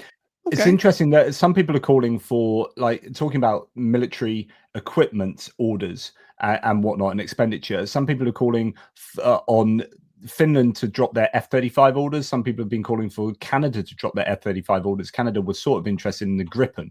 It depends. What, you know, F-35 is the most capable and is a better one, but it would be more expensive. So, you know, it'd be interesting if you start getting people, you know, dropping orders for big ticket American items, and then then you start getting pressure on Trump from that other direction we were talking about earlier. One of yours, Camilla Matson, I saw. We've had that one. One of your members, the Musk-Trump regime is compromised. Absolutely no question. Agree. No question. Papa Dutch for POTUS. Yeah, don't do that. Papa Dutch would be blowing me up for wanting to be president of the United States. The only thing Trump responds to is numbers and percentages. That is a good point as well, and that's why it comes back to the economy. If he sees that this negatively affects the economy, then it will have an effect on him. What? He also responds to incorrect numbers and percentages. Yeah, this is true. Zelensky has 4% support. Makes them up. And there are millions and millions of dead, and bullets just fly across the flat land, and all they hit is a human body. Yeah, he does respond to that. He's transactional, but the problem is when you respond to numbers and you have the wrong numbers, that is a lethal combination. Yeah. Papa Dutch, Trump can't be elected again. So it's an Alfred E. Newman thing. What me worry? He is trying to change the rules there. He's trying to maybe the non-contiguous 10 years, like as in there was a gap between that. He might get Supreme Court to help him out with that one, or just change the rules. He's laughed and joked about running for a third tenure, but I think in those jokes there are truths, and I think he absolutely would love to run again. Ole Nielsen, super sticker, thank you for that. That's really kind for your Danish love there, Ole. And Cody Powers, one of yours, from Indiana, USA. I'm a Hoosier, disgusted and enraged by where we are right now, but I am disturbed by denialism of a lot of conservatives who might otherwise have a positive impact. That's the point, and it's a facilitation of this by those conservatives who will likely be having cognitive dissonance issues, like these core ideas in their head, the core belief being kind of coming up against evidence against that core belief that, you know, republicanism is a way forward, that Trump is a Republican, is a good Republican, blah, blah, blah, blah. Oh dear, that's coming up against evidence against that. That's going to cause a lot of discomfort in a lot of people's minds. How they deal with that's going to be interesting. Do they smash the core belief out? Now, that's, people find that really difficult to do, but at some point you're going to have to you know, we've seen that from people like Adam Kinzinger and Liz Cheney, who've had to cross the line, who have, like, January the 6th affected me that much that core belief kind of went, or at least my core beliefs were in the norms and rules and institutions, and that's what I believed in more than the cult of personality of Donald Trump. And so, you know, that's why I'm encouraged today to be, first of all, Cody, thank you for that super chat, and thank you for your comment in Slava Ukraini from Indiana. You Hoosier, you, the home of Larry Bird, I think. I'm disturbed by denialism. I am also concerned, disturbed, angered by denialism from a lot of conservatives who might have a positive impact. I'm thankful right now, though, you know, kind of dripping out right now, some of the Mike Pences, some of the Lindsey Grahams, to hear these guys start to speak. It has to happen, because what unfolded since about noon today is It's unacceptable. That's Yeah. I don't have another word. It's Yeah. unacceptable. We're almost getting there for the super chat, so thank you so much for the kindness. I just want to, I don't know if you've seen this one that's happened since we've been on air, and people absolutely amazed that he would say such a thing. Congestion pricing is dead. Manhattan and all of New York is saved. Long live the king. Yes. Long live the king. Yes, and I saw that earlier, and I went and fact checked it, and yes, that is his statement. Just incredible. All right, guys, I want to give you an update while JP's stuttering there. 4:16 p.m. and Eastern Standard Time, 9:16 UK, 11:16 p.m. There are now more than 50 shaheeds in the air coming in from the north through Chernihiv and Sumy, coming through Kharkiv, coming up through Zaporizhia. And there's still a high possibility that the airplanes go into the air. Whether they strike or not is never known. And the 3 ships are still out in the sea on deployment, battle ready, with a salvo of 24 ballistic missiles. Yeah, so I imagine and this is starting about the right time, guys. So the way this happens, and believe me, this is from a lot of experience in Ukraine. It's about this hour at night, about 11 o'clock. The Shaheeds on a larger scale attack. The Shaheeds start flying from multiple directions, from the north, the south, the east, from the north, the south, and the east. Of course, not the west. And then over hours, Ukraine will then begin to have alarms go off, alerts go off if any of the airplanes are moving. And once they start moving, they don't know if they're going up for a rerouting, a training run, or they come into launch position, and then the ships are already on launch position. So it could be a long night, but this early, when we've already got 50 Shaheeds in the air, we really could be looking at an attack tonight. So wherever you're at, remember those that are in Ukraine. Could be a tough night there tonight for them. Interesting, Liz. Well, before I say Liz Cheney, what she said, Jasmine Crockett, the Texas congresswoman, has said that in the last 2 weeks that she's exposed near $1 billion worth of new contracts that Musk has received in the last 2 weeks. That's on MSNBC, so we'll have to look in and fact check that. But she says he's not out there trying to save money for the American people; he's lining his pockets. Don't doubt that for a second. Liz Cheney said Trump, with his devotion to Putin, abandonment of Ukraine, and lies about history, is the antithesis of everything Ronald Reagan stood for. He is aligning America with the enemies of the very freedom that generations have fought and died to defend. History will not be kind to those who are helping him, especially those who call themselves Reagan Republicans, while they pretend not to see what's happening. And good on you, Greg, for not jumping on the bandwagon and for sticking strong to your kind of Reagan Republican roots there. So and I think she's absolutely right there, 100%. Agreed. So just a few more. So one of yours again: no need for ceasefire, politicians, or peace negotiations, nor peacekeeping forces. Unconditional surrender of Russia and victory only for Ukraine. That sounds great. It's quite difficult to achieve that, though. But this is where we get into trouble, because I think for that to happen, the US has to keep the sanctions on and even increase them. And I do worry that they will not. I know Mike Walls is out on TV. You're probably seeing lots of clips now of Mike Walls. He's doing the rounds on the news that I can see, trying to defend what Trump has said and whatnot. Pretty thankless task, but there you go. Good luck on that. Yeah. Petra Olson with love to Ukraine, so some more support there. Oh, that's for me. Thank you, Petra. That's really, really very kind of you. Coming over to mine for a bit of support. So thank you. Really do appreciate that. JMT Politico, who is a great supporter. Thanks for the super sticker there. Really appreciate that, my friend. We have who do we have? Papa Dutch Polarization. Absolutely. I'm not sure what that's in reference to, but there's an awful lot of political polarization around. One of yours, Jadzilla Music, says, coming from the UK, very happy to see Europe come together against evil. Thanks both for everything. We need to pull together more now. Slava Ukraini. And I think the only thing to say to that, Greg, is Geroim Slava. KP, another one of yours, open the 22nd Amendment. It prohibits running as president. You can run as VP and then become president unlimited times. Interesting. Wasn't aware of that. A lot of people were worrying that this would be a case of Trump being too ill, old, or something, and then the presidency going to JD Vance as VP, and that's a way of getting him as president. But then actually Trump said really discounted JD Vance, stabbed him in the back the other day, and saying, no, I can't see JD Vance as next president after me. But then that could be just because Trump sees himself as ruling forever. But there you go. One of yours, Lindsay Rogers, again, Trump believes he can rig a third term. Yeah, exactly. That's what we're just talking about. Yep. Well said. Can you go to the White House after the Suzanne Melody and check their Twitter? The White House Twitter. Mm-hmm. White House. Let's have a look. The White House. Yep. Oops. What have I done? No. There we go.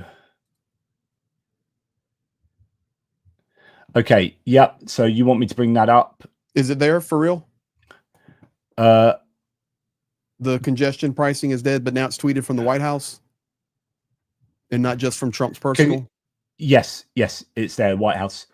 So there you go. That is pretty. You wouldn't expect that.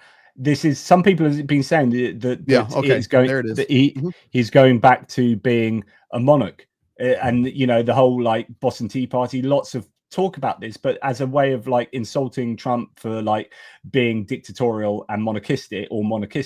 Well, he's literally saying it himself. And the White House officially, congestion prices dead, Manhattan and all of New York is saved. Long live the king. Okay, so listen to me as an American. There is a difference between Donald J. Trump tweeting something on Truth Social and then the official institution of the White House of the United States, the place where Franklin Delano Roosevelt slept, and the place where Abraham Lincoln. This is wrong. Okay, this is 100% wrong. This is not my America. That the White House would tweet about the kingship of the president. Come on. That is it is staggering. It is absolutely staggering. Goodness me. Right, where do we go from there? Well, we just got a few more. Suzanne Melendi, be sure to hit the like button on both streams. Support for accurate Ukraine reporting, especially important now. And thank you very much, Suzanne. That's really kind, and please do like, subscribe, and share, and all that kind of stuff. Ray Blaise says, as a Canadian, get the Gripens. Yep. So drop the F-35s. I wonder if that kind of approach would be pretty useful there. Aussie T, thank you so much for gifting these ATP Geopolitics memberships. That's super kind of you. And Rick is now on yours, Greg, giving you some love. Super sticker. Thank you, Rick. He is a huge supporter of Ukraine. He was very helpful in some of our impromptu fundraisers where we, Zhenya and I had some soldiers we encountered that needed some things, and we raised the money on a stream, and 48 hours later it was delivered, and then came back with a video showing it delivered. Rick was helping that project there when I was in Ukraine. So as many of you in here as you were also. I'm just remembering Rick. So thank you. And Aussie T, back to you, gifting you some some Greg Terry memberships there. And we're down to the last two. Dunk on you, gifting 10 Greg Terry memberships, super kind. Thank you, Dunk. And the final super chat, Drycher, a little appreciation from Wales. Greg got his a few days ago, so it's only fair. You're both doing excellent work. Thank you very.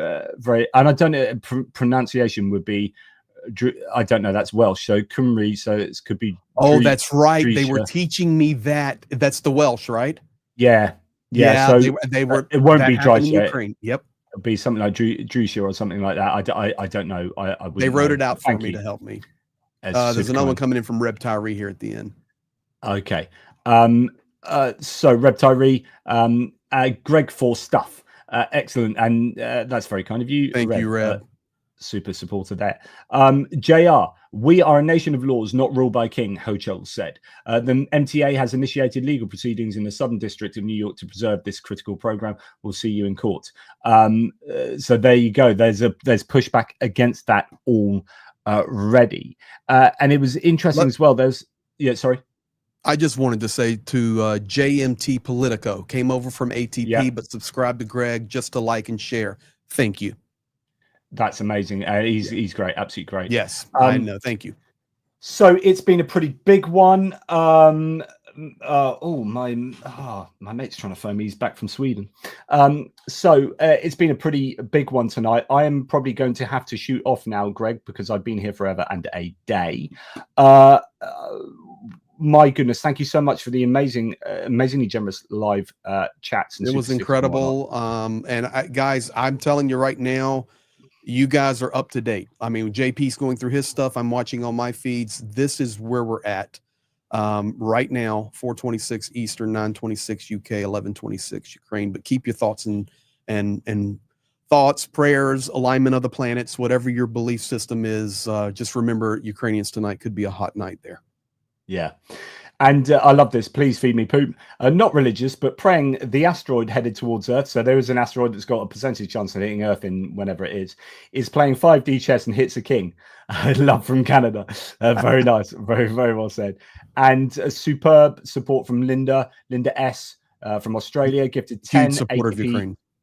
10 ATP Geopolitics memberships and 10 Greg Terry memberships. So it's thank you, really, Linda S. from Australia.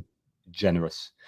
Thank you all. So my thoughts are going forward. Goodness, we're just going to have to see. It's all going to come down to how peed off Donald Trump is going to be with Ukraine, and whether he picks up his toys and goes home and then actually just sides fully with Russia, or whether this is a bump in the road, but a significant bump, whereby the adults in the room might set the course back to supporting Ukraine, whether Marco Rubio knows really what's going on, whether you've got Keith Kellogg might try and influence things in the direction of Ukraine. And we just get this really uncomfortable situation where it's obvious that Donald Trump doesn't want to support Ukraine, but might end up supporting Ukraine if Europe buys lots of weapons off America for Ukraine, that kind of thing.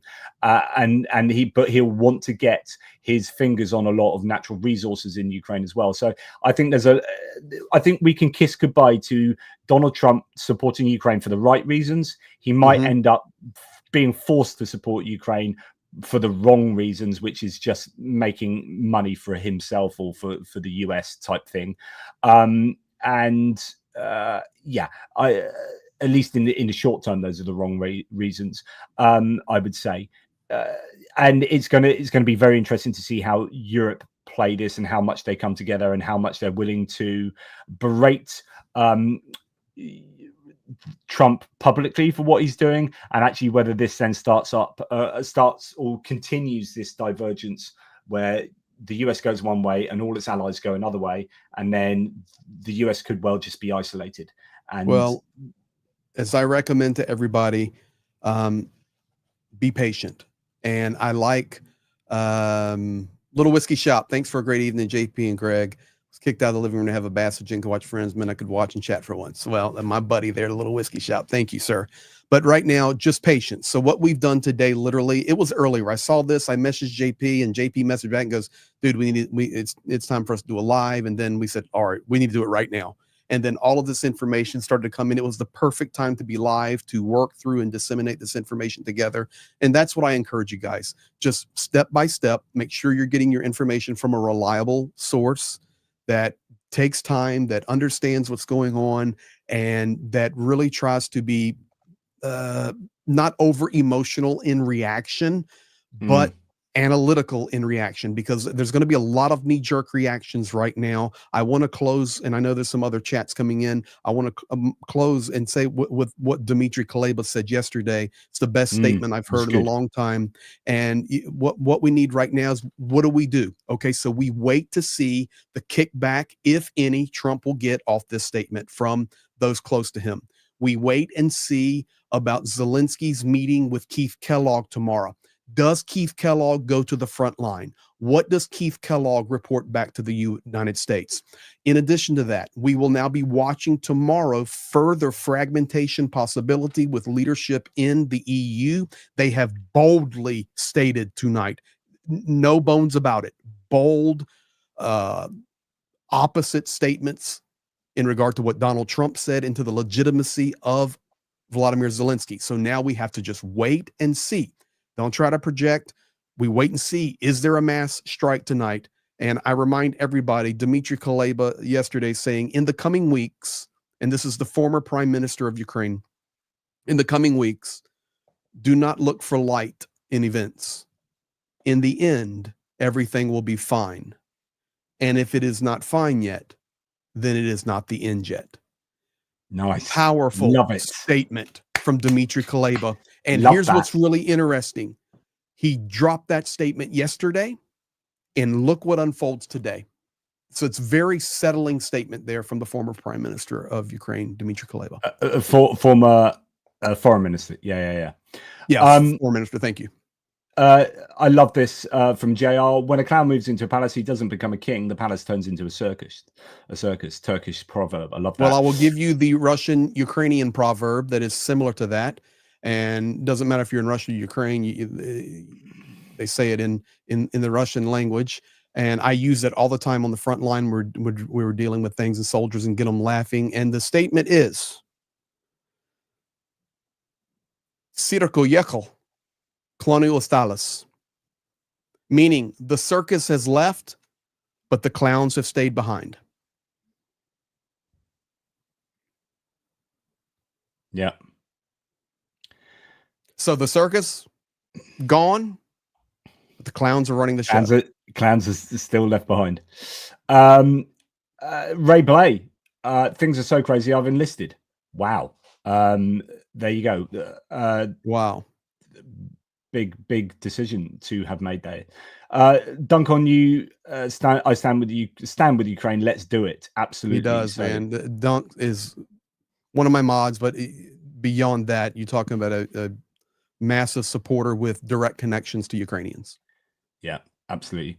Well, look, thank you very much for everyone. Thank you for Greg. Thank you, everybody. We're going to keep an eye on things. I've got to go and show my existence to my family. I really love chatting with Greg as always. So thanks, Greg, for your time. Thank you, JP. The kindness of everyone supporting the channels is amazing. We moderators, thank you. It was a long stream. Great. Thank you so much. And we just hope that this ship in very rough waters rights itself and gets to the destination, the good destination, successful Ukraine. It's looking challenging at the moment, and it could go either way. Don't say I didn't told you. Don't say I didn't tell you. You know, this was basically my prediction of a Trump leadership. I don't. You know, this is his. I thought it was a presidency, but it's turning out to be a monarchy. So, well, yeah, there you go. Yeah. But yeah, crazy times.